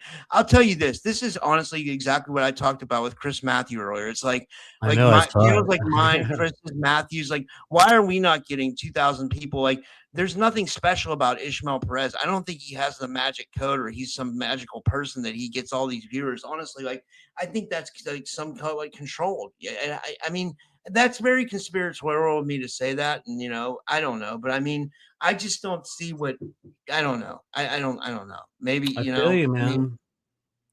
I actually watched, it's funny because I didn't watch that much of that show, but for some reason I happened to tune in right at the part that you're talking about earlier. and where you guys were talking about like, like the algorithm. And the truth of it is, it's like you're either chosen by the algorithm or you're hidden by it. There Yeah. really is no in between in the world of like YouTube anymore. And I know people are like, yeah, sure there is. But, when it comes to the topics that we speak of on this show, on my channel, on a lot of people that are in the chat, it's like you will notice very, very quickly the amount of bullshittery that is going on in the background, because it's like people just get handed sort of like this open funnel to like whatever they want to talk about, and it's like anyone with discernment will hear it and feel it and know that it's mostly bullshit. But Yeah. it's like that's what it takes to get chosen by the algorithm. It's like you almost have to like fit yourself within this category of just absolute performance, kind of like just total bullshit, not to go on a rant about it, or you can stay real and stay small. And it's not to say that there's a lot of people who don't stay real and go a long way. There are many people that do, but when it comes to the topics that we talk about, it's not in just some accidental like occurrence. You know what I mean? It's like I feel like in the future we will all learn that there is this like specific line of code attached to each of our like URL or like whatever it is on your channel, that was literally just this code that was like put him in this category or don't put him in this category. And I know I'm speaking about coding shit. I know nothing about it. I just think we'll see some type of sign. We'll see some sort of a proof later on where we're like, oh shit, they really were doing that. Huh. Yeah. And so I think it's perfect for him. I think great. I think he's an excellent consciousness gateway. I think a lot of people need to follow somebody like Ismael Perez so that they can be told a version of reality, and that version of reality will be in and of itself a path of initiation, like a consciousness gateway, where people will have to either grow past it and learn more, or they'll just stay stuck in their spiritual journey. Because I have actually looked at a large amount of what he talks about, and I've also talked to somebody that I'll just say this, did an actual paid investigation on them, because this person owns a private investigation firm. I can tell you that. That's absolutely true. This person owns a security company, and he claimed that he did digging into Ismael and that he was a paid actor and that he didn't even write his own book. It was given to him to sort of sell and to promote and to be the front man of. And I don't know if that's true. There's no proof. You know what I mean? That's just the allegation, just some empty, like opinion. But, I think for anyone that hangs around that vibration long enough, you're going to quickly realize like there's something really wrong with this guy. The last time we did Conscious Life Expo, this is a sad story, sad but true. Last time we did Conscious Life Expo was in 2023, and somehow I got put next. My booth was next to Ismael, and it was really weird because I got to watch people come in there and get transfixed by him. And I got to watch this group of friends he had around him that were super negative and hateful of everyone, but acted like handlers. And I got to watch how when people would sort of walk away, he would literally like turn off. And it was like he would dissociate. And it's like for a while, he'd be like, yes, hello, hello. And then everyone would walk away and he would like go to and just like blink off. And I remember sitting there with Honora. I remember even my son was there. Like Mario showed up there too. Mario was there. And I remember looking over at like Ismael and he was just like dissociated, like, and I was like, damn, bro. I mean, the thing is, I gotta be real. He was a really nice guy.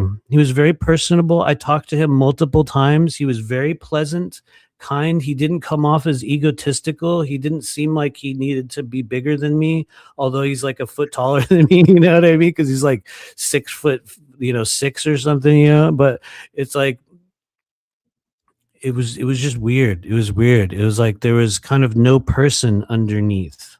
There was nothing underneath this sort of character.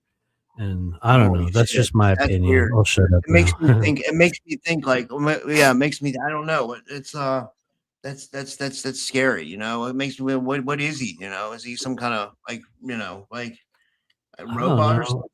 See, I mean, All I can say is I hope he's making a lot of money. I hope he's getting, a lot of this this disclosure hose, or whatever it is that he's seeking. I hope he's getting a lot of it. Because one thing we'll see, and you guys know this if you've been around these communities very long, a lot of these people that come in like really big like that in the beginning, it's like they step foot in the room and the world's like, oh my God, here we go. They have a very short run, oftentimes 5, 6, maybe 7 years at the most. You know what I mean? They don't last long, because what you notice after a certain amount of time is that nothing new really comes forward. And if it is anything new, it's oftentimes just rehashing of what everyone else is talking about in a slightly different formulated way. You know what I mean? And I think that's really the true thing that I'm noticing with a lot of the really big sort of disclosure spiritual influencers right now, is it's sort of like they're all just sharing and sort of like ripping off each other's content, and like, taking every could be headline that shows up and turning it into a message from the Federation. And it's like, I'm hearing that this is going to happen, when all you have to do is go look at We Are Change, Luke Rudkowski, and notice he's been making 4 videos about it for the last 3 months, telling you it was going to happen. You know what I mean? Even if you don't watch that guy, it's like, I see that every day. People just information harvest, and then they put it forward through this spiritual word salad filter, and people just eat it up. You know what I mean? And so I think that's maybe a little bit about what's going on with him, but I'll shut up now.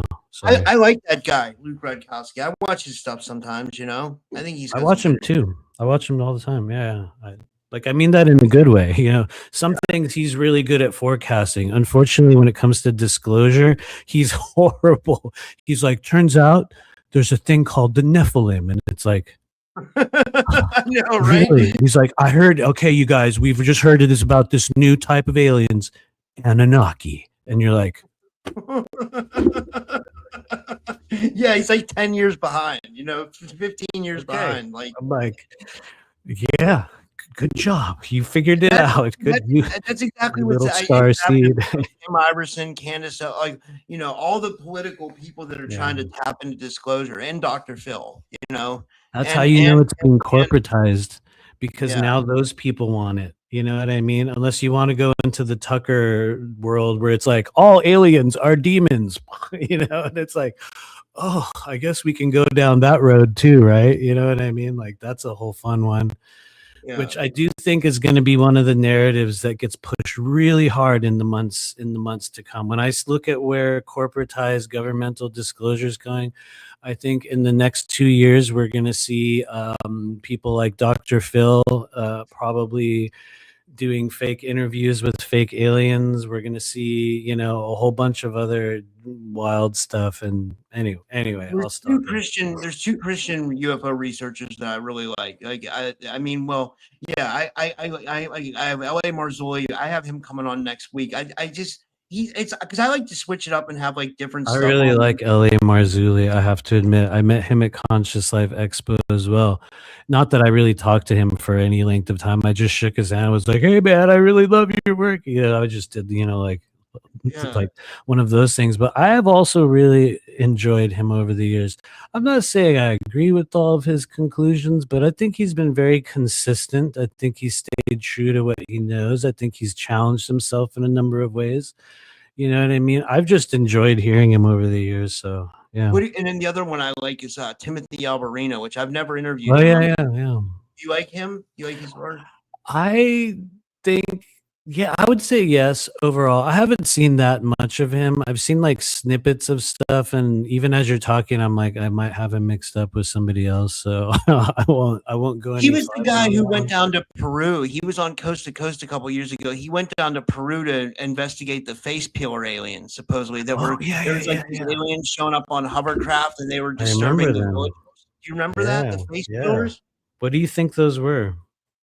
Dude, I have no clue, man, because it's weird. It's like it seemed like it seemed like the villagers were like truly like upset about something, like, like something was I really think they happening. were too. When you think about it, ask yourself this question: what incentive would these tribal villagers have to manufacture a story like that? Exactly. What incentive? What do they gain by it? Yeah. They're not on Facebook. They're not on YouTube going, hey, maybe we could get a YouTube channel. You know what I mean? They're just like living in the jungle and they went through some really weird shit. And who knows, maybe also because of that, they would not be able to recognize normal forms of technology.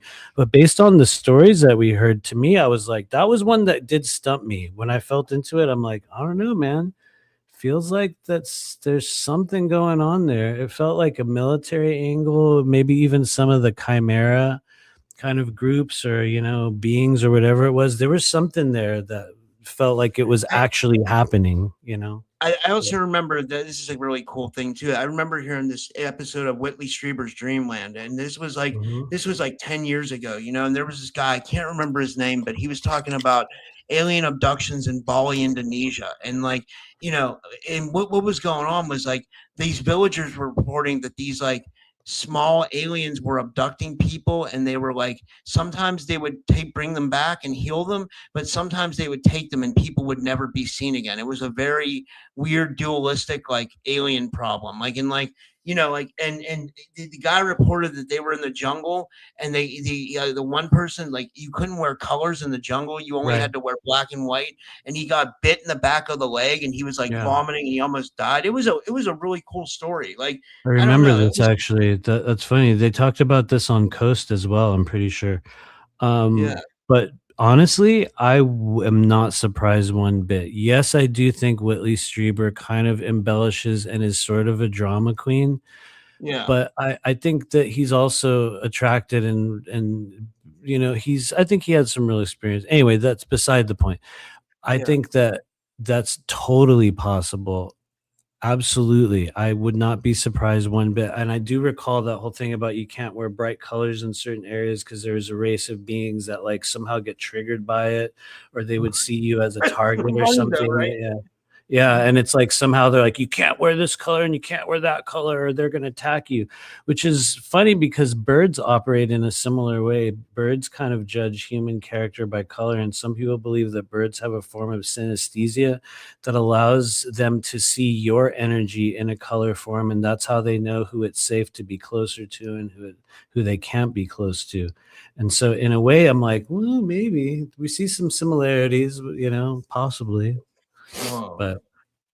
that's Yeah. dude, Anyway, who knows? yeah, but I Uh, guess we could get into readings. But I was just gonna say, I've been thinking more about the whole, like, the whole meaning of life and how weirdly crazy this life is, about how the whole way everything's structured, and all the different kinds of animals and all the mysteries and weird things that like are so unexplainable that like at the end of the day leave me thinking like, what the hell is really going on here? You know what I mean? Like, because yeah, I can't just explain it as like a God created everything. Like, I believe in God, like I believe in a sure. higher power, but at the same time, it's like it's so hard for me just to believe that one person created everything, because there's so much weird shit here, like sacred geometry and the Fibonacci sequence and like all this like, fantastic, like weird stuff that somehow all just meshes together and creates life. Oh, yeah.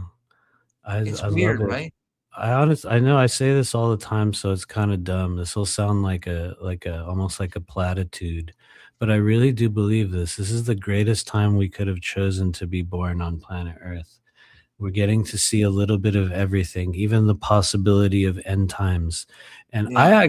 I know a lot of people have talked about this in much greater detail, so I won't go into it too heavily, but I think that a lot of this that there's these sort of gateways, just how we were talking earlier, how there's like a platform 9 3/4 probably in your town, but there's these portal areas that are opening up on scheduled kind of intervals, and I believe that in the coming years we're going to discover living dinosaurs, like forms of them on a new level. We're going to start to be shocked by like all of a sudden we realized there was mammoths suddenly living on this continent, and they're and like we're going to see them.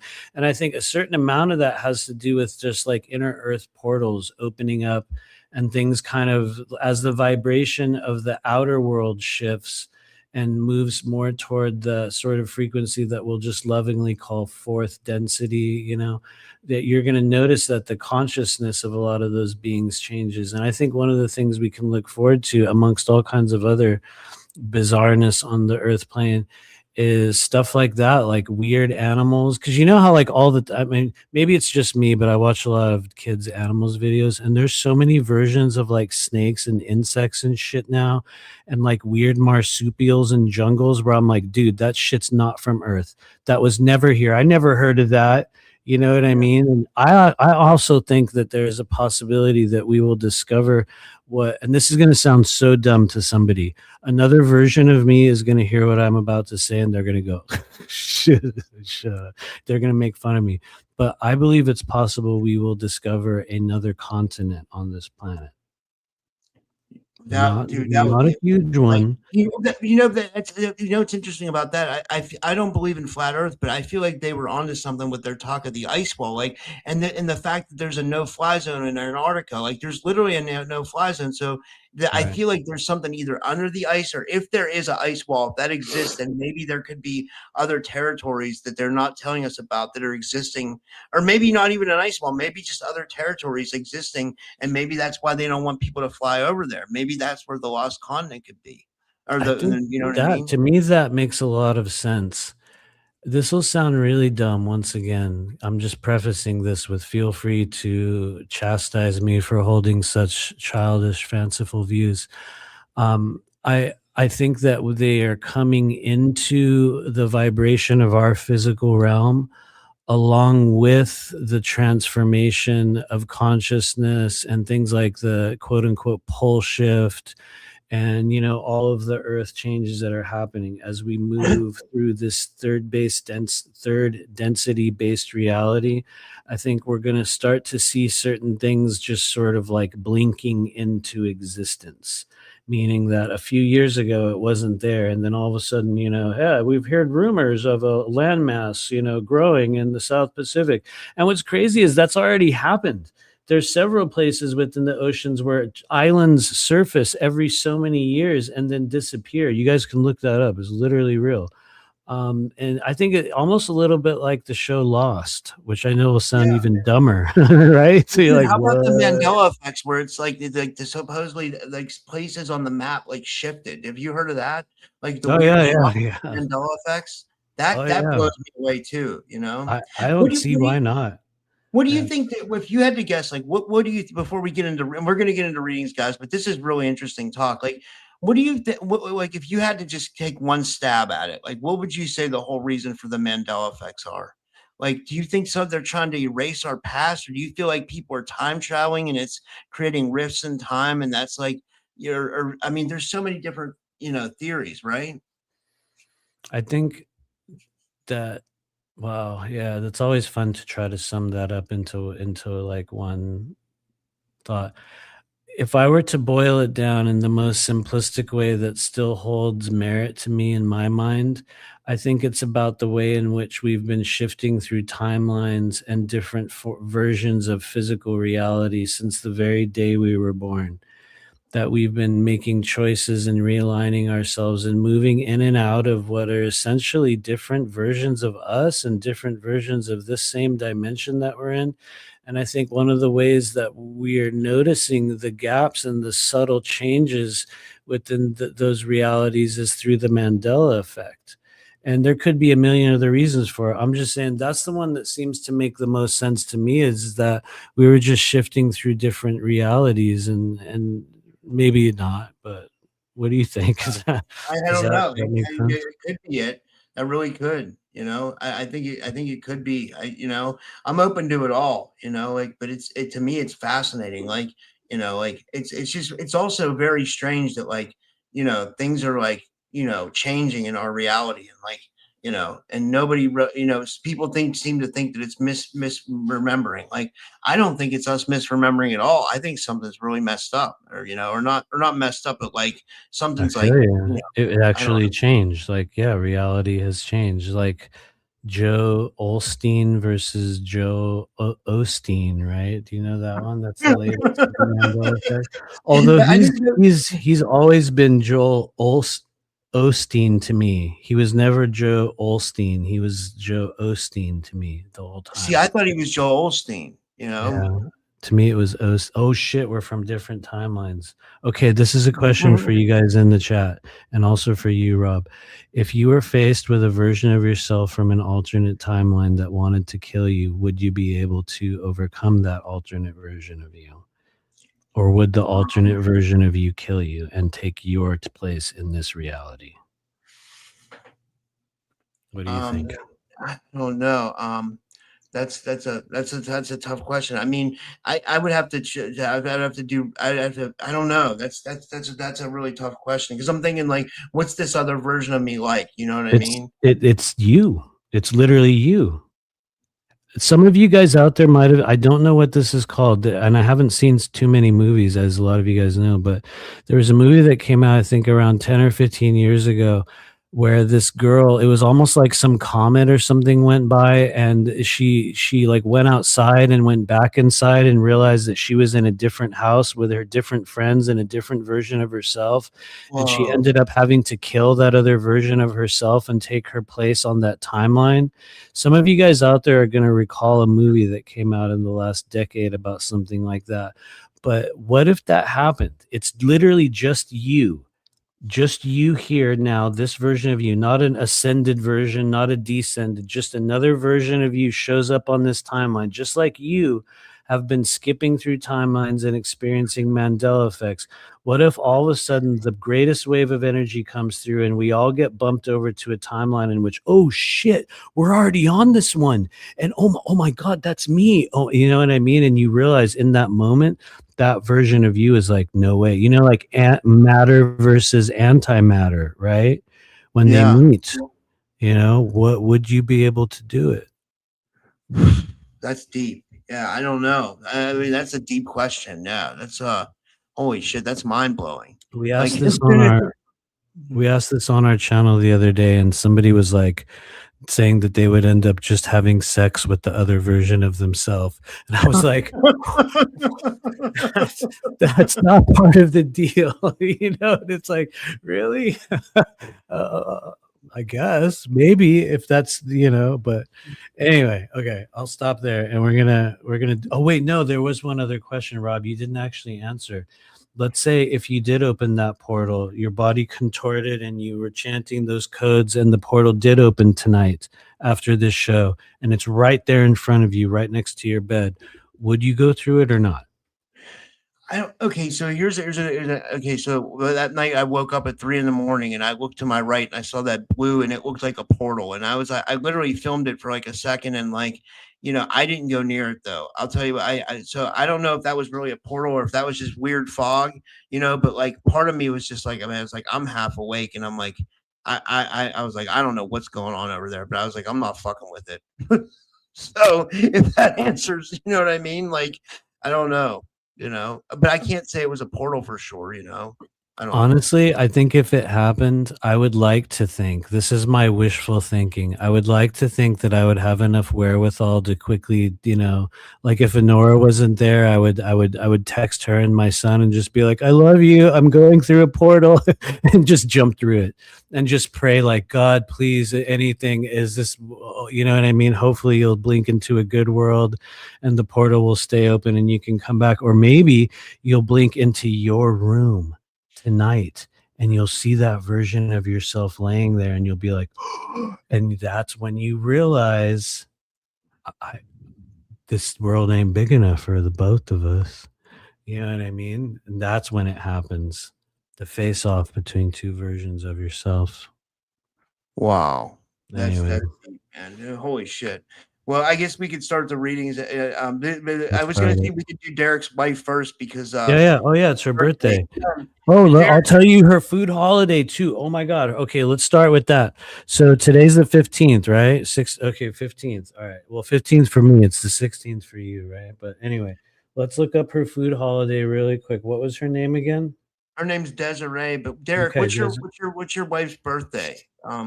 So Probably we can- today, right? You said it was today, I think. So August 15th. Let's and go she's down to 40, August. so it was Oh yeah. no, I don't need the year. I just need the month and the day. Oh, okay, yeah, So yeah. yeah. No worries, no worries. Let's see. I'm almost on August. Sorry, there's I said, 365 of when's your these wife's things. birthday? It was today. Okay, today. I meant the year though. Like Oh no, you it's guys all gotta give me good. a bit of a break. Oh, congratulations, Desiree. Today is National Lemon Meringue Pie Day. National Lemon Meringue Pie Day, October 15th. And with that, we're going to start off our round of reading. Some of you guys have observed I shuffled like 20 times in a row in the back. But normally I would shuffle now, but we're already prepped and ready. So we're going to pull a card for Desiree. Happy 40th. Hopefully you'll have at least 40 more of those. Hopefully way more than 40. For those of you guiding Desiree, as she hits the 4th decade of her human journey, 3, 2, 1, boom. Wow, you got an Ace of Pentacles. That's a hell of a way to start a reading show, and that's a hell of a card to get on your birthday. And it's also kind of a can of worms, all in a good way. So as you enter this new cycle, and the aces are all about cycles, you have an opportunity approaching you, or you're in it right now, where you can change everything about that right there, that big gold coin. And you'll be like, what is it? Some of you guys know. And the pentacles are, well, what most people tie them to is money, abundance, right? Looks like gold, right? For most people, it is. It's abundance. It's freedom to create and do and, like, you know, have what we want. And it's really what you're manifesting in this world, what you've been creating. And the Ace of Pentacles is the cyclical point, or the point in your cycle where you get to that one position. If you're willing to make a huge leap of faith, if you're willing to really change your timeline by taking actions that are really far outside of your previous character when it comes to how you handle things like abundance, money, manifestation, the element of the earth. We could even say, to a certain extent, the integrity of the physical body, because we experience our physical body here on earth. And so pentacles are very versatile. They can involve a lot of things, but this is an opportunity to have a timeline shift, which, you know, in regular world experiential speak means change everything about a certain area of your life. And so as you hit 40, this could be your most lucrative decade yet, where you make a lot of money. It could be where you learn, you heal wounds about that. It could be the decade where you learn to manifest things that you've been wanting in your life on a whole new level. It's really good. You just have to play things very, very differently. I mean, like totally different, like to where people get shocked and they're like, what? They did what? You know what I mean? That sort of thing. Just last thing I'll say is be mindful as you break that cycle, as you jump forward into a new, you know, ability to manifest things into your life. Just remember, you can do it wrong. You could take a bold choice and create chaos in your life. So you got to make the right bold choices. And anyway, I'll leave it there. Happy birthday. This is a very good card to get. You could make more money in your life than you ever thought possible. You just have to handle it so differently. So anyway, we'll pause there. Oh, Thank you. that was amazing, dude. That was it. Okay, the next person is Kimberly. I'm going with the people who donated first, Cool, cool. guys. For What's anybody in the up? chat. So what's your birthday, Kim? And let me see here. Before we do Kim, I'm just going to tell one person their food holiday. Imagine a Better Way 8. He's on the, or she is on the 27th of this month. On August 27th, oh my Lord, you got a really good one. If you like bananas, Imagine a Better Way 8. Congratulations, because August 27th is National Banana Lovers Day. August 27th, Dude, I love National bananas. Banana Lovers. And so let's pull a card for Kimberly Bamford. Kimberly Bamford. Thank you for being here, Kimberly. Thanks for hanging out with us. Sorry, guys. I'm an advocate of heavy shuffling, heavy randomization of our energy. I think it's really important when you're especially doing readings over social media. We really need to mix up the bag from which we draw energies, because otherwise you'll notice cards will repeat. Sometimes because they're supposed to repeat, but as a person that literally only does this work, most of the time they repeat because we put a lot of energy on them and we don't mix them up properly. And we just like, there's energy there and they're like, oh, it's back. It's because you were handling it. It's full of vibration. Anyway, here we go. Kimberly Bamford. It's August 15th, 2026. And in the world of Kimberly Bamford, oh, wow. You got a beautiful sign. And no, guys, not all signs are beautiful, but I always say stuff like that. Like, because you can, honestly, most of these cards have a good side. But that said, all of that talk aside, Kimberly Bamford, you got a 6 of Swords. And so for those of you that can see this on your screen, and Kimberly, that's you, and you're in the boat and you've got lots of tools at your disposal. That's those swords. And maybe you can see it on your screen, but there is a spirit with you. They stand behind you. They're guiding you at this moment in time. They're bringing you on a journey. I know you've had some losses in your life, Kimberly, because you and I have spoken privately. I recall sharing that email with you where you spoke about some of the stuff that you had been through and how you had been alone in certain ways. And the person in the 6 of Swords often feels alone, but trust me, someone is there in spirit, whether that be a guide or a family member, someone you know, or whether that just be your higher self. The 6 of Swords is the number one symbol that says, have faith. Keep going. Keep doing what you're doing. You're going to have a new assignment, a new destination, and you won't know till you get there. So it's one of those things where you really have to give up control and just keep going day after day. You're being guided. This is actually my favorite card in the world of tarot. This is a good sign, Kimberly. Please have faith. You might have been asking a question recently and you're like, do they hear me? And it's like 6 of Swords. It's like right behind you, dude. They're right behind you. So anyway, I'll leave it there. I don't. I think the next one, that was great. By the way, that was and the next one is Joanna LeBlanc, and let me see here. Joanna LeBlanc. She knows her food holiday because we talked about it. I think she's on. What was it? National Milk Day.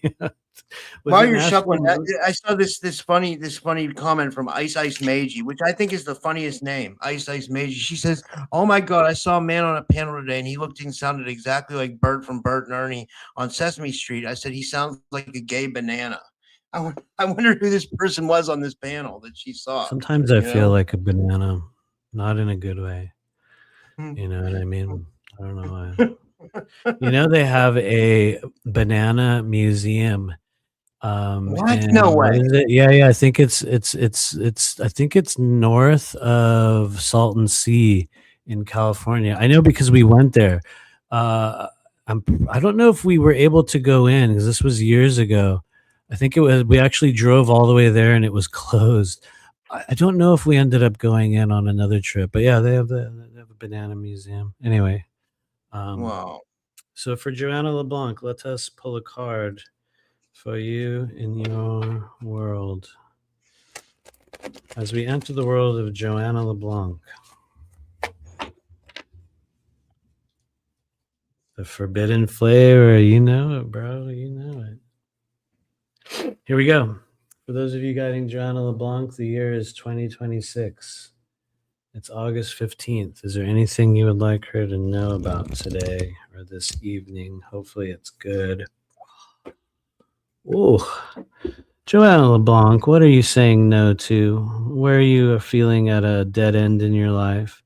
Has there been a decision you've been having a very difficult time using your power, strength, and ability to kind of really go for and make? Or do you feel in the dark about certain directions that you're meant to be going in right now? Well, you got the 2 of Swords, which I know you're aware of. I know you know about 2 of Swords in your own world. And I'll be real, for a lot of people, 2 of Swords is kind of an uncertain time because we're not really going to be able to tell what's really going on around us. I mean, we have incredible strength. I mean, you are not without power. So this is not a time of powerlessness. In fact, you've got 2 gigantic swords.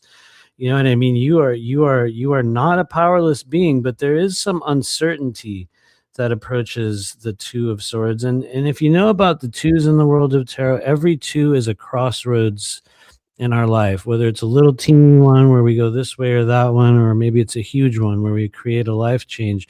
Two of Swords is one where I would say, let's say if you were about to or trying to make a really big decision about directions in your life, Two of Swords often won't be able to make that decision in the now moment, and they'll need to play to their strengths. And I don't know if that could be a factor that's nowhere in your life right now, but if you do have uncertainty, if you are weighing a decision, if you are looking for a directional shift in your life, I would say just wait, just give it a little bit longer until you feel more of your natural strength and some more awareness comes in. And I guess I'll leave it there. I know you will know more about where this fits into your life than I do, so you'll find your place for it. But it's interesting. Two of Swords doesn't really know how strong they actually are, which is sometimes awkward. And you're like, bro, don't you realize you have these incredible weapons at your disposal, or tools? But anyway, okay, let's keep going. Sorry, I'll get stuck on that. This is Kiki Erica, and she says she did on Venmo. She said she'd like a general. Totally. What's up, Kiki Erica? I can't get over this name, Ice Meiji. That's a funny YouTube name. Maybe you're an alchemist. Oh yeah. Maybe you're an alchemist. You guys, I think I'm an alchemist now. I'm gonna be an alchemist. No. I've decided on a new persona. I'm gonna start a new character arc.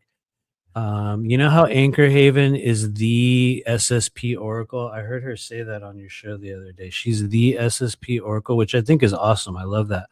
I'm gonna be the SSP janitor. For real. I'm going to start cleaning up all the bullshit. Okay.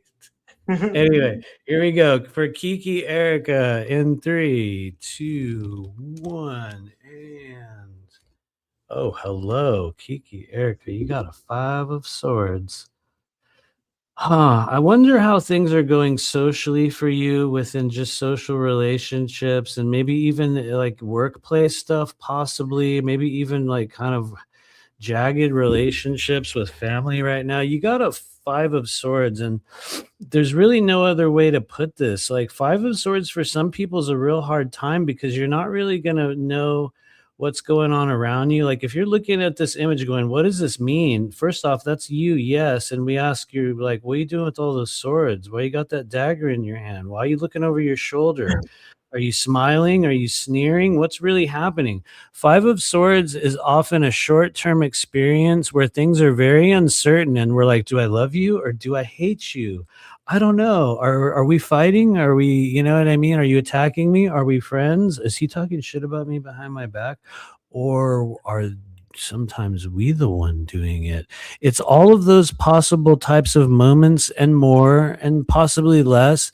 It's just a time in which you're not really going to know what's going on around you and how the people feel. And you're going to think that some people are against you and other people you're going to be like, I'm against them. You know what I mean? You're going to feel the divisiveness and the unbalancedness of your social atmosphere. And it's not a crisis because the 5s, you guys, in the world of multidimensional tarot, every 5 is a illusionary stage that we get stuck in, where we only get stuck in it, or we only get stuck in that stage so long as we're focused on it. And the reality is it shows you with the 5 of Swords that very concept, because what you could do is just become supremely focused on yourself.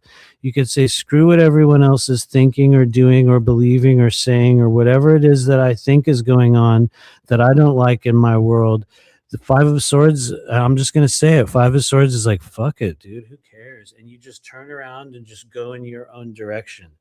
And otherwise, you're going to be very preoccupied with other people, or it might not even be you. People will become preoccupied with you.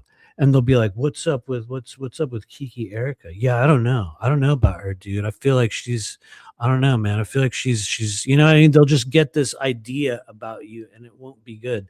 Those are the type of things that can happen with Five of Swords.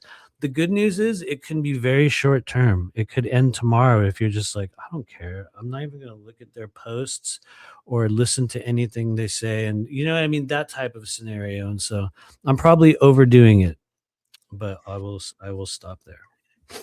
No, this is amazing, man. I think you're one of the best people to do tarot, honestly. Like I've seen I've had a lot of people do tarot, and like you honestly, dude, like you flow with it really well. Like it's like for real. I guess it's all I know how to do now. So we just Dude, keep I think you're one of the best medical intuitives too, man. Like honestly, like Thank you. you know, and nobody else knows the body. I mean, like, you know, I know when I get worried about like if something's I wrong know a with me, few people that do.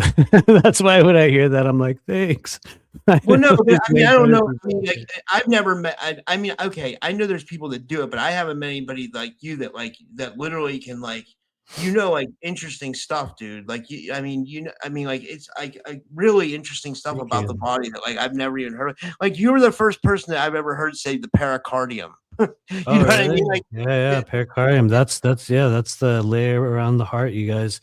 If you're having problems with relationship patterns, if you're attracting narcissists, if you're stuck in a cyclical relationship style where you keep attracting the same shitty person over and over again and it keeps repeating itself, pericardium channel.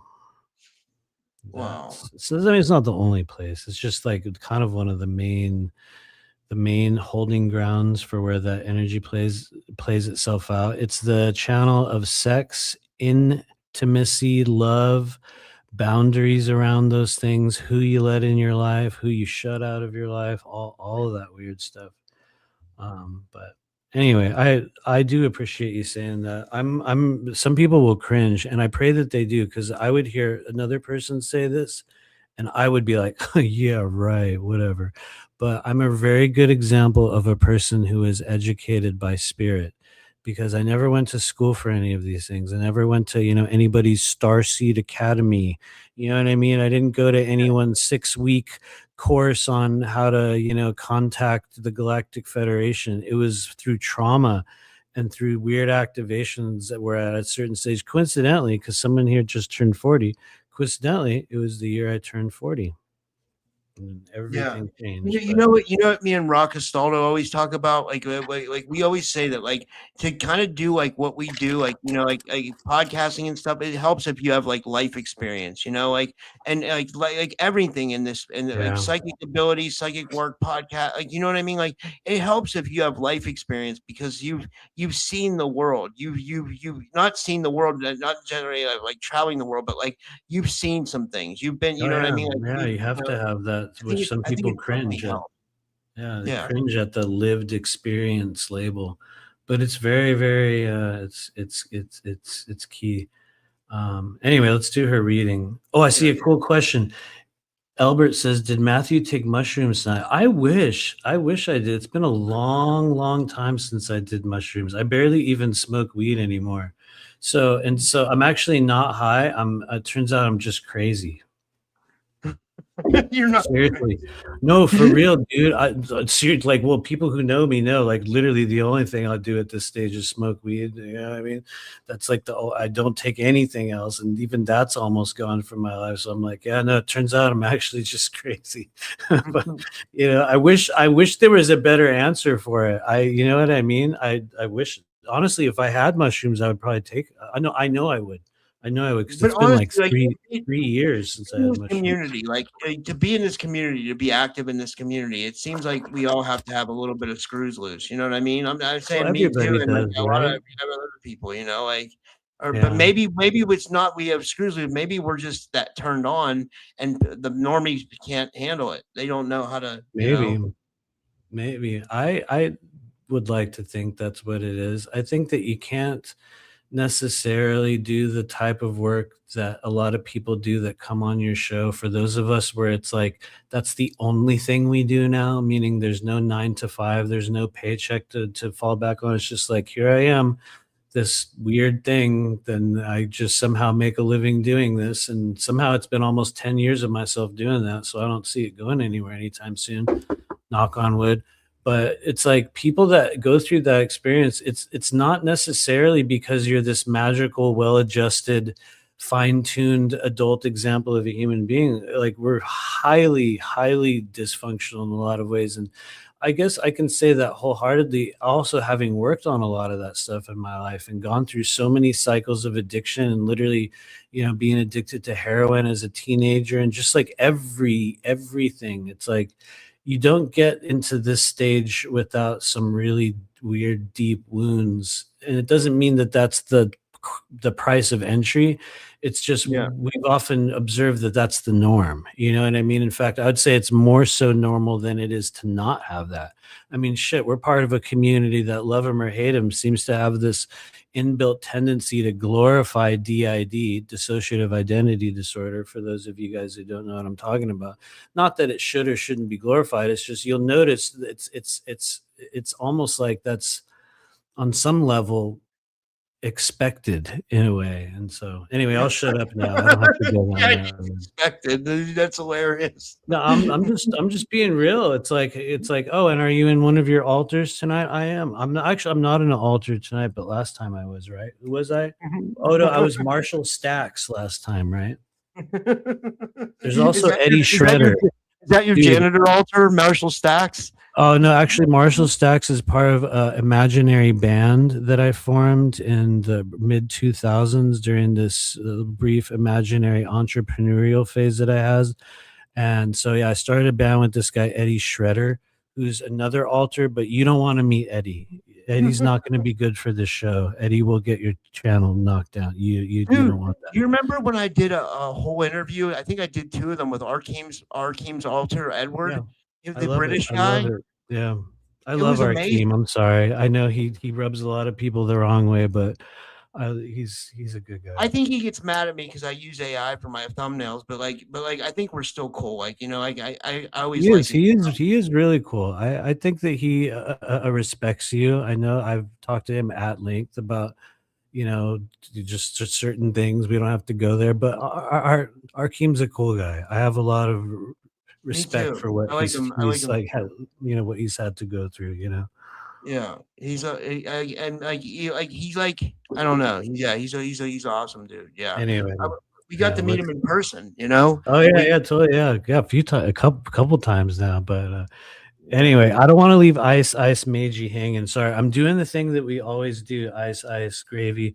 I'm like sitting here, like just totally ranting, and somebody's waiting on a reading. I just called you Ice Gravy. Oh shit! All right, I'm sorry, Mal. I'm gonna have to ask you to change your screen name. Galactic Federation demands it. Here we go for Ice Meiji. The year's 2026. Stardate 2026. And in the typical skeptic dimension, Ice Meiji, or the artist formerly known as Ice Meiji, received, here we go, 3, 2, 1. Anything they need to see tonight? Hello. It's the Page of Wands. I also really love Page of Wands. And I know you've heard me say that a couple of times tonight. No, I don't love every single card. Like, some of them are actually very cool and some of them really suck. And Page of Wands doesn't suck. And it's also not all really cool. It's more of a stage of your life. It could also just be you. It could be describing a scenario that you're in right now. It could be describing a chapter that you're beginning. First off, the pages always notify us of something new developing in our life, like something new is about to happen, a new cycle is beginning. It doesn't have to be some big woo-woo like starseed, like you're going into 5D. It's not that. It's like the wands are actions. They're things that you do. They're actions that you take. They're places even that you go. When the wands come out into your readings, you guys, it's past the point of being an emotion. It's past the point of being a thought. It's now an action. And the Page of Wands notifies you of a new time or a new cycle of action. And it's a particular type of action. It's where the universe, or if you want to call it your higher self, whatever label you want to put on it, hands you something. And it's like they'll give you this opportunity, or you'll generate it. You'll see it on the side of the road and you'll be like, I'm going to try that. I'm going to pick that up. Or somebody will give it to you and you'll think you can pick it up and it's huge. I mean, look, it's bigger than you on the image. Yes, that's you, by the way. But the universe hands the Page of Wands something. And Page of Wands, if they're willing to accept that new chapter of their life, they take hold of it and they realize very quickly that I've said this so many times, it's dumb now, but I'm going to say it again. It's that moment where you're like, I got it. I got it. I got it. You know what I mean? You realize really quickly that you've bitten off or chosen something that's much bigger than what it is you actually thought. And I don't mean in a bad way. It's just there's a growing into, quote unquote, process that the Page of Wands goes through. They have to grow into their abilities. They have to grow into their real strengths. Most of the time, if you have real page energy, and this is to anyone else that identifies with this, the pages as a person, like a person in this world, get misjudged a lot. They see you and they're like, what? You? What? I thought you would be something different. Pages are always in a different package. They could be too big or too small or too fat or too skinny or too weird or too loud or too quiet. It doesn't matter. They're too something. And when the pages come in, you're in a cycle of developing that piece of yourself that is too much into something that becomes power and ability, and kind of like it like directs your life later on. Page of Wands is about learning to take new actions and bringing in new skills and abilities. And they could very well be intuitive. They could be spiritual. They could also be you going to school, just so you know if that's a theme in your life. But anyway, I'll get to the end of it. The good news about it is, while it is a path of development, it's a vulnerable path. We could say that in the coming days, weeks, or months, you might be faced with some weird vulnerabilities that you haven't dealt with for a few years. That tends to happen with the Page of Wands. But the best news about it is, this is the thing I love about Page of Wands, is that you will outlast everybody. Other than maybe other Page of Wands, of course. But you know what I mean? Like everyone that you are at odds with, everyone who misjudged you in this life, all those people that said you were the wrong one, or you know what I mean? They put you in the wrong package. The Page of Wands gets paid back later on in life. They get their, you know what I mean? Like you got payback coming to you. And for most of the time, it's really good. So take heart. Do not give up. After everyone else is gone, you'll still be going. I'll leave it there. No. Okay. So if anybody else, I mean, we got through the people who donated. If you want a reading, just put your name in the chat again. Like, or put your birthday. I know Edward wanted one, I think, and but it's hard to go back. I mean, I can't go back that far in the chat. I'll be looking forever. It's the like chat's going back in time, right? We through a portal, yeah. Like, it turns out you can go back in time, right? Just like that meme. They're like, turns out you can, but nobody will be there. What would you do if you traveled back to 1993? Like if we could, and you showed up in 1993 and it was just empty and nobody was there. What would you do? That would be crazy, dude. Like when I think of 93, I think of Nirvana, you know, Yeah. skateboarding. Right. Like that was my, you know, and like early punk rock, like No Effects. Remember No Effects? Oh yeah. No Effects, totally. The reason why I say that is because I don't know if you guys have seen that meme where it's like, you know, I mean, some of you guys out there have seen it, but is that even possible? Like if you went back to 93, would everyone be gone? Or would they still be in 1993 doing 1993? Whoa. I think it depends on who you follow on YouTube. It depends on what version of reality you have subscribed to through the network of YouTube influencers and self-made starseed authority. Anyway, I'll keep going and going. Who's up next? Edward. Oh yeah, Edward Schlumpberger. Thank you for being here. Let's see. So you're on 3-3, huh? Let's check it out. Guys, put just your month and day of birth, and we will tell you what is your food holiday. Every day of the year is a food holiday. Some days have multiple holidays on. Oh, wow. Okay, Edward Schlumberger, you got interesting ones. Yeah, 3-3, right? Okay. I hope you like sliced meat. Maybe you do, because you were born on National Cold Cuts Day. Now that's kind of weird, right? National Cold Cuts Day. That is March 3rd, National Cold Cuts Day. So March 3rd of 2027, that being your next birthday, you are legally obligated to eat nothing but cold cuts, which could get weird, right? I don't know. That would be, yeah. Okay, good. I was like, because some people love cold cuts. I can't handle them. Yeah. Anyway, maybe you'd be into it. If you do, get some good quality ones, not the weird shit. Yeah. But anyway, go ahead. Who else? Who else do we have? Okay, we got Missy. We didn't pull a card for Edward, did we? Did we pull a card for Edward? We can pull a card for Edward, totally, and then we'll do Missy after that. What's up, Missy? Yeah. I see you there. Let's pull a card for Mr. Schlumpberger. Thanks for hanging out. I'll put him back up on the screen. Here we go. Star date 2026. Mr. Schlumpberger, what does he need to see today? 3, 2, 1. Well, you got a star. Damn. This is a beautiful sign, sir. The star is kind of a can of worms in a good way, meaning there's a little bit of an info that comes along with it. And as a general moment in your life, or just like a general notifier, the star is the path of inevitability. It is the path of destiny, meaning there are certain things that may be coming in the coming days, weeks, months. It doesn't matter how long. There could be scenarios or situations that you're in right now, or you might have even have passed by something this year that seemed to just come out of nowhere. It just happened, and it was almost like it was just fated to happen, and it didn't matter what you did. You couldn't stop it, or it just took place. And it doesn't always have to be bad. It could be amazing and awesome. Maybe you had a really good year and a bunch of inevitable things that were destined to take place in your life happen, or it could also have been a difficult scenario. Whatever it is with the star brings events that we agree upon prior to being born in this physical body. We sign contracts, we make agreements, we make choices, and we say, at a certain point during my human experience, I'm going to experience that, and I'm going to have that. Oh, and I got some stuff from that other lifetime. Okay, well, we'll have to deal with that too. We'll bring that in, and you know what I mean? There will be events and developments that are slated to happen. That is the star.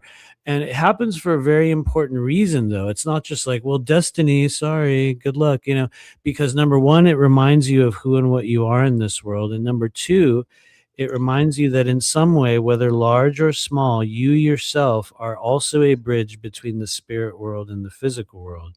Now, what does that actually mean? Because it sounds very sort of like woo-woo, right? What it means is that on some level, you will have a predisposition to communicate or work with, to decode, or to intuit non-physical information. Or it could just mean that you have some sort of a destiny approaching you in which maybe you'll perceive those things in a different way. Every now and then, people could even be mediums or psychics, and this type of energy will come in. I say that specifically with the star because it is the energies of the stars. It is the only truly extraterrestrial card that we have in the world of tarot, and it just brings shit into your life that was going to happen from oftentimes I'd say more spiritual perspective, but it could just be day-to-day shit. So I think you got to look into your own life and look at your path of inevitability. I think this is a good thing, but other people might not. Anyway, I'll shut up now. That was great, man. This was I hope it helps. We have Misty and then Kay, and then I don't know if anybody else. Okay. Good to see you, Missy. Missy, what's your birthday? We don't need the year. We just need the day and the month so we can tell you your food holiday. And anyone else that's still listening, usually when I come on, everyone leaves. So there's probably only like 5 people still watching. No, we got 41 on YouTube, and then I have the Rumble chat open. Oh, we good. So we have a lot. So we got some more people here. All right, good. Yeah. So tell us just the month and the day. And in the meantime, we're going to pull a card for Missy. Missy Hill. Here we go. Missy Hill, I pray that you write a book if you don't already have a book. I don't know if you've already discussed this. It's just as soon as I tune into your energy, I see a book, and it's there's a lot more pictures in it. There's a lot of artwork in it. I don't know if that's a thing that already exists or a thing that you've been on the edge of doing. Maybe you've talked about it, like I said, millions of times, but it just feels like it's like as soon as I come toward you in a, that's often, the way I describe it. As soon as I kind of approach your energy, it's like you looking at a book, and it's a larger book, something that we would have called in a previous age a coffee table book, if you remember that phrase from years past. It's like a larger thing, but it feels like a compendium of some kind of knowledge in a sense, and it feels good. I don't know. I'll just kind of leave it there on that one. But Wow, that let's was pull a great. card for you. Oh, yeah. I'm gonna pull a card and then we'll move on. Sorry. For Missy, here we go. 3, 2, 1. Whoa. Hello. You've got the world. Honestly, I think that's a very beautiful thing. When the world shows up in your readings, you guys, you are in a cycle in which you need to be very careful of what you think about, what you obsess upon, what you're talking about. This is the classic careful what you wish for moment in your life, because the world is sort of like a burst of energy that gets granted unto you at certain stages. You don't have it every day. It'll sort of like come in, like the wind will hit your sails in a sense, you know what I mean? And you'll realize that the things you say all of a sudden start happening. You know what I mean? And I'm not saying everything, it's not like some magic thing where it's like, oh, but I said cheeseburger and I turned the corner and there was a cheeseburger. It's not like that. It's like, be careful, because you'll summon events, you'll summon people. You can call in things with the world. You could call in really awesome things. You could call in chaotic things. A lot of people do chaos with it because they don't know they have it. So they get really super focused on problems, or they get really focused on just issues and drama. And the world, as this big bubble of energy that comes your way at certain times, will be like, oh, that's what you want? It's like the magic mirror, magic mirror on the wall. And whatever you hold up into the mirror and you're like, look at this, look at it. Look at it. And they're like, oh, why do you keep showing me that in your thoughts and dreams and wishes and worries? That's funny. Is that what you, okay, we'll give it to you. Here you go. And it could be really good, or it could be like, oh shit, all of a sudden I have to have surgery. You know what I mean? I'm not saying that's what it'll be for you. I'm just giving you random examples. But just use the energy of your intentions very, very wisely, because you could do a lot with this right now. You could do a lot. I choose to believe that the world is good, but you got to look at the reality of just the name of it. It's the world. It's everything. A world of possibilities, a world of this, a world of that. That's why you must choose wisely. And with that, I'll stop. Boom. There we go. Thank you. Did we That get was her amazing. birth date? Probably not. She probably left. Let me see if she put it in. I didn't see her put it in. I don't think she did. Oh, she doesn't have a birth date. Oh, okay. I've just been notified. She does not have a birth date. It looks like she was a clone. She's one of 23 million clones. Okay, good. All right. Anyway, thank you. So no birth date. We have 2 people from Rumble that wanted a reading. Let me see here. We'll do I said we'd do K first and then Imagine a Better Way. So they both were on Rumble, and let me see here. Let me see here. Where's K? Her name's K41. There it is. 3/16 is her birthday, is she said. So I think Wu will get lucky tonight. I saw that question pop in. I think you will. I hope so. I think it's already going to happen. But anyway, for K41, 3/16. Hold on. Okay, we're going to do your food holiday, K. Here we go. Sum 41. What birthday did you get? You got K41. Okay. Mm-hmm. She is on 3/16. Oh, you got an interesting one. Okay. Some people really like these, some people don't. K41, you were born on March 16th, as we see there, which is National Artichoke Hearts Day. National Artichoke Hearts Day. Congratulations. National, which I guess technically artichoke's good for your liver, right? Or so I've heard. So, maybe you can get some artichoke next March. If the world's still intact, if we haven't, already succumbed to some strange, falsely constructed false flag ultra war timeline, then I recommend celebrating next year with a freshly steamed artichoke heart. To some people that'll be gross. Other people are like, they're like, yes. I don't know. I can't think of the last time I had an artichoke, so I'm like, I think I like them. Do you remember? Have you had artichokes recently? I haven't had an artichoke in a while. I used to see them. I used to be in I had to take a job doing produce for a while. And I used to see them all the time. I haven't had one in a long time. Yeah.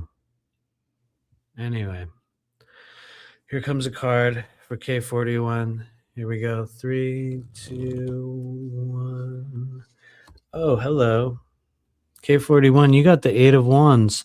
This is one of the most rapid moving energies in the entire world of multidimensional tarot. It's a good time for you to make a decision that's kind of like a irreversible choice. I often describe the 8 of Wands like the decision one makes when you're going to pull a trigger. And whatever shoots out, it's not going to turn around. In fact, it's going to go way faster than you could ever have thought that it could. And you can use that wisely or you could use it chaotically. It's different from the world because you notice I just said some similar things about the world. It's like energy that like you can use. The world manifests and can bring something out of nothing. The 8 of Wands is totally different from that because it's based off a decision that you will make to point yourself toward a goal or a new destination or a possibility. And it's like you throw everything you have at it. And if you aim properly and if you choose wisely, you'll hit that target faster than you ever thought you could. And that's where the problems come in, because sometimes you'll think that you want to do something, you want to receive something, whatever the possibility is. Then you're like, that's it. I'm going for it. I realize once I start this, I can't turn back. And that's the problem with 8 of Wands. The wands don't turn around and go home again. This is a time for you to create new trajectories, make new decisions, to initiate irreversible new patterns in your life that bring you into a new stage of expansion and hopefully growth and give you new options, which can happen with 8 of Wands. Or you could just throw everything against the wall and see what sticks. You know what I mean? You could do the spray and pray. You know what I mean? That's where you just blast off everywhere, like, and maybe we'll hit the guy. You know what I mean? Just mag dump everything into the universe, and like one of those will hit their target. Maybe not. So choose very wisely, aim yourself at something, and just be aware you get it. So be sure you want it. You know what I mean? Because that happens a lot with 8 of Wands. Anyway, I'll stop there. Thank you, K41. Use it wisely. I think this is one of our last people. This is Imagine a Better Way, and she's on Rumble. And I think she was saying yummy about the artichokes. Okay. Imagining a Better Way. If you're still listening, Imagining a Better Way, tell us the month and day of your birthday. Oh, wait, I think she did. Let me see. We'll go back in the Rumble chat. Let me see. While you're doing that, I'm going to shuffle these here cards. And while you're looking for that birthday, I want to invite you guys to go through. It's 8/27/83. Oh, okay. Here, let's do that now. 8/27/83. 8/27. 8/27. August. Oh, wait, we did August 27th, right? We did. I'll tell you it again, though. Let's do it again. 8/27, a very auspicious day. Yeah, somebody else had this. It is a good day. Seriously, banana lovers. You are born on National Banana Lovers Day. Congratulations. Although I pray that you don't eat that weird fake banana candy. Have you guys noticed how every candy form of like banana flavoring never ever works, right? It never ever it doesn't actually taste like banana ever, right? Have you guys ever noticed that? It's like a overly sweet, yeah, I know what you mean, yeah. Right? I don't know why, but oh, somebody paid for New England Roadie to get a reading. Okay, don't worry, don't worry. We'll get him next. We'll get you after. I was gonna call you Yummy. Imagining in better way. Sorry. No, because it said yummy, and I was like, yummy. Yeah, we'll do a reading. Sorry. Anyway, sorry. Here we go. Imagine a better way. Born on National Banana Lovers Day. I guess there's a banana that's in like Madagascar that isn't it like 3 feet long and tastes like vanilla, supposedly. Do you guys That would be do you guys insane. know about that? Anyway, here we go. Imagine a better way. We'll see it together live in the moment. It's 2026, ladies and gentlemen. What does she need to know today? I mean, this evening. Thank you. Boom. Oh, we got another page entering the room. You guys, the Page of Cups has entered the chat. That's actually a good sign. So here's the thing. Kind of like Page of Wands, there's a little bit of a thing that I have to say here. Okay, we saw Page of Wands earlier. So one thing you already know about pages is they show up when you're going to enter a new cycle. They notify you of new change. They're young, they're fresh, they come in weird packages. You might have been misjudged a lot in this life. People don't believe you can do what you can do, or they'll think that, oh, she's just this little, whatever. They will just misjudge you. They won't see you for your true form. Honestly, that happens to Page of Cups even more than the Page of Wands, because this is oftentimes this is the most empathic person in the entire world of multidimensional tarot. She feels everything, every emotion. The minute someone walks in the door, she doesn't even have to see their face. She'll just feel your energy come in the room, and it could be good, it could be bad, it could be chaotic, it could be anything. She's been feeling it her whole life, so she doesn't realize how kind of irregular that can be for some people, how special it is for some people, how problematic it can also be for some people. And that's why the Page of Cups needs to learn how to clear themselves. They need to utilize their natural ability to be a little bit like I'll just say it, this is a cheesy term from an old show, a waterbender in a sense. Your natural elemental essence is water. It's water and the power of your emotions. And so those being your sort of power, elements, you have to use them wisely, because one thing you'll notice about Page of Cups is look how small her cup is. It is very little, and that's not a problem. She only needs a little bit, but that also means she can only handle so much bullshit from the world, and she needs to renew herself. She needs to learn how to cleanse her energy. She's going to be really, really good also teaching other people and understanding when other people have to engage in those practices as well. Because if she doesn't clear other people's emotions out of her body, she won't know who she is. She'll lose her way. She doesn't die. She just gets crazy and lost and isolated and depressed. And that's why the Page of Cups also has to create. You'll notice she has an artist palette on her belt. And that is also a natural power for the Page of Cups. Doesn't matter what kind of art. It could be any kind of art. It's written, word, music, doesn't matter.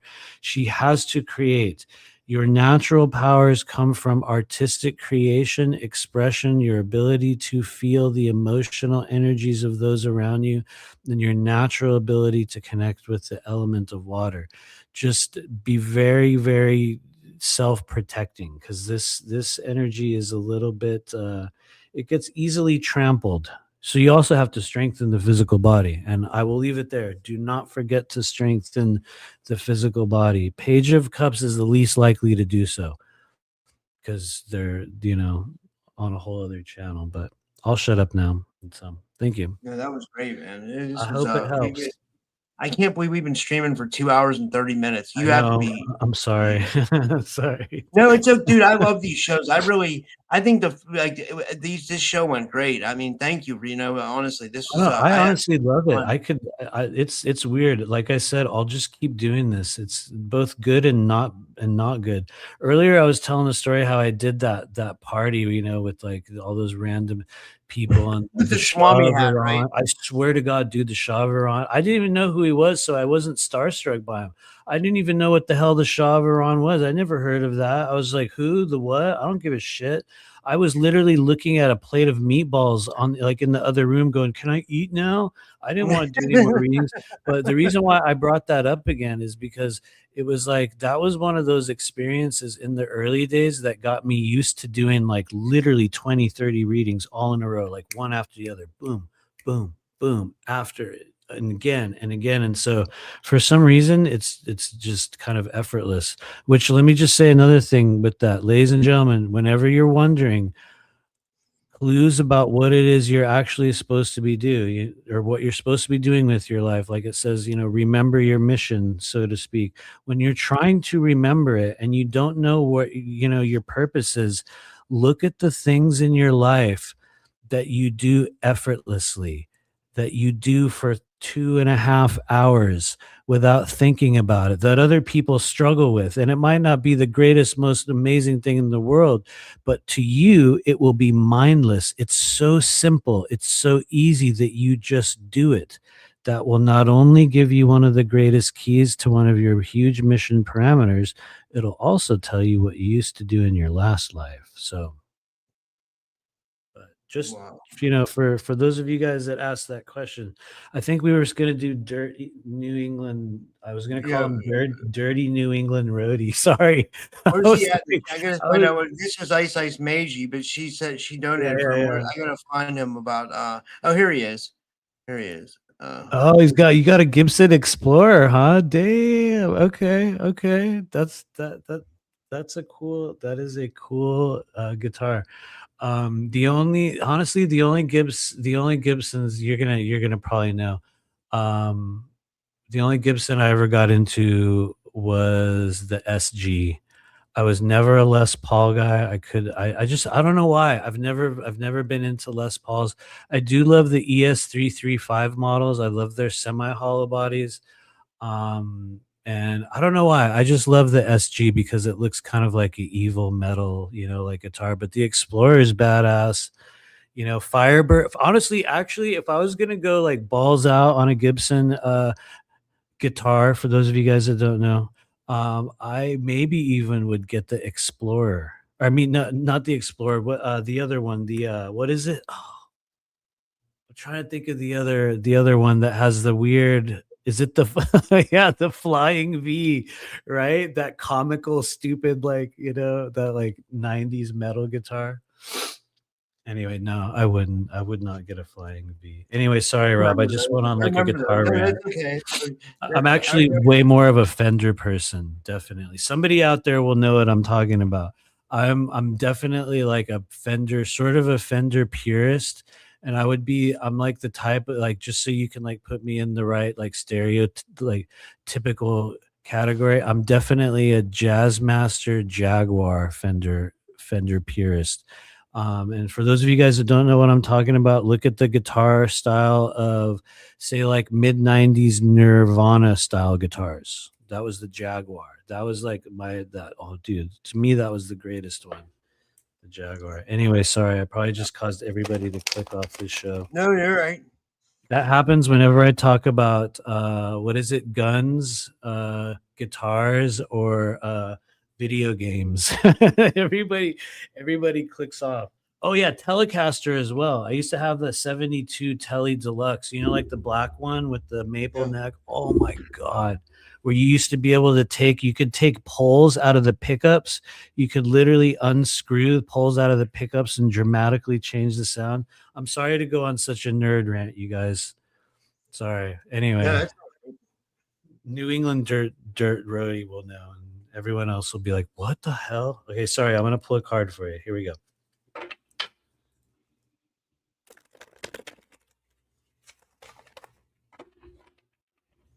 Here we go. I know, right? I know. I just nerd alerted on everybody. Here we go.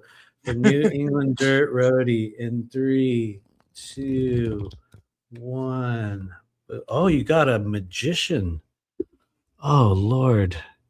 Okay, this is actually a good thing, but it could here's the thing, you guys. The magician could bring super huge transformation into your life, or it could just bring something like a new way of looking at yourself and anything in between. At its heart, though, the magician is the path, the beginning of the path of true awakening into the what some people call the magical self, the energetic self, the multidimensional self. It's a transformation stage in your life where the version of you that you are right now could very dramatically change over the coming months, over the coming years. Maybe you've already been in a magician phase. It's the stage of your life where you make a choice to embrace a different path. The magician never forces himself on anyone. We choose to engage with his trickery, and his trickery, some of it is good, some of it is not good. The magician takes everything that you are, the good, the bad, the dark, and the light. And if you choose to engage with his energy over a period of time, he takes it and he does this magic trick and he flips it all around and does his sleight of hand, and sort of, some point toward after the halfway point, we might say, after the halfway point of your journey, when you're sitting there going, damn, I thought he said this was going to happen, and he said I was going to transform, and I thought we were going to this, and you'll be sitting there going like, he said things were going to change. And then the day comes, some of you guys know what I'm about to say. Then this day comes where you look at yourself in the mirror and you look at your face and you look at your clothes, or maybe you look at your body and you're like, weird. Damn, I look really different. I didn't even realize it. And you realize at that moment, it's like you were already there and you were in a transformation and you were becoming a different version of yourself. But if the magician's really working, you're not going to see it happening, right? Just like whenever you see somebody doing magic tricks, if you see exactly how they do the trick, you instantly don't give a shit, right? It's like if you know he has the rabbit in his hat, you're like, damn, better let that thing out of there, bro. Come on, just get it. You know what I mean? You know it's there. The magician is the one where you're not supposed to see it happening. So you'll go through a really cool path of change, or a potentially difficult one, because like I said, with magician, it takes both dark and light. So you could also become a little weirder, a little darker, a little more, this or that. But it's the expanded version of you. It's when you face your shadow and you understand who you are and come out on the other side. To me, it's beautiful. And there's other versions of it in tarot. There's hard versions of it. There's easy versions. The magician's the natural one where you choose it, but sometimes it chooses you. So be careful. That's when you're in judgment. But well, this was amazing, man. I'll stop there. Sorry, I know it's been long. A great night. This was a great show. I think I think it went well. Yeah, well, I guess we'll finish up now. Yeah, do you want to tell everybody where they can find you? And thanks, man. Yeah, this was totally. awesome. I want to thank everybody for being here, especially those of you guys that did your birthdays. We're probably going to do a live on my second channel, which is called End Times Madness, or The End of the World with Matthew Mournian. I just did one on my main channel the other day, but pretty much you can find me at rememberyourmission.com. You can find me on YouTube, my main channel at Remember Your Mission, which is just like getting beaten to hell by the algorithm. It doesn't matter what we do. Nothing on that channel gets seen. It's just, it sucks, but that's the way it is. And then I have another channel who is probably going to be on that algorithm pretty soon. So you can, but that's the other one. It's at End Times Madness on YouTube. I'll be showing up there probably in the coming week. But I really do want to invite those of you guys out there that have been looking for a path to begin to develop your intuitive abilities in a substantial and real way that actually bridges, the physical world, where we're going to be physically moving and doing a little bit of Qigong so you know how to open up gateways. Remember, it starts September 20th, and you can find it at rememberyourmission.com. It's called Intuition Breakthrough 2026. It's 4 weeks. And we're going to be doing it as a group. And honestly, this sounds like a dumb thing to say, and I promise this will be the last thing I say. You will never experience another intuitive development course like this one. And I can say that about every single one that we've done. They have not been seen by tens of thousands of people, but the hundreds of people, and probably at least 1,000 that have been there by now, they will all agree they are like no other. You know what I mean? We talk about things that I absolutely guarantee you have not heard from the starseed influencers playing singing bowls thinking they're going to take you to 5D.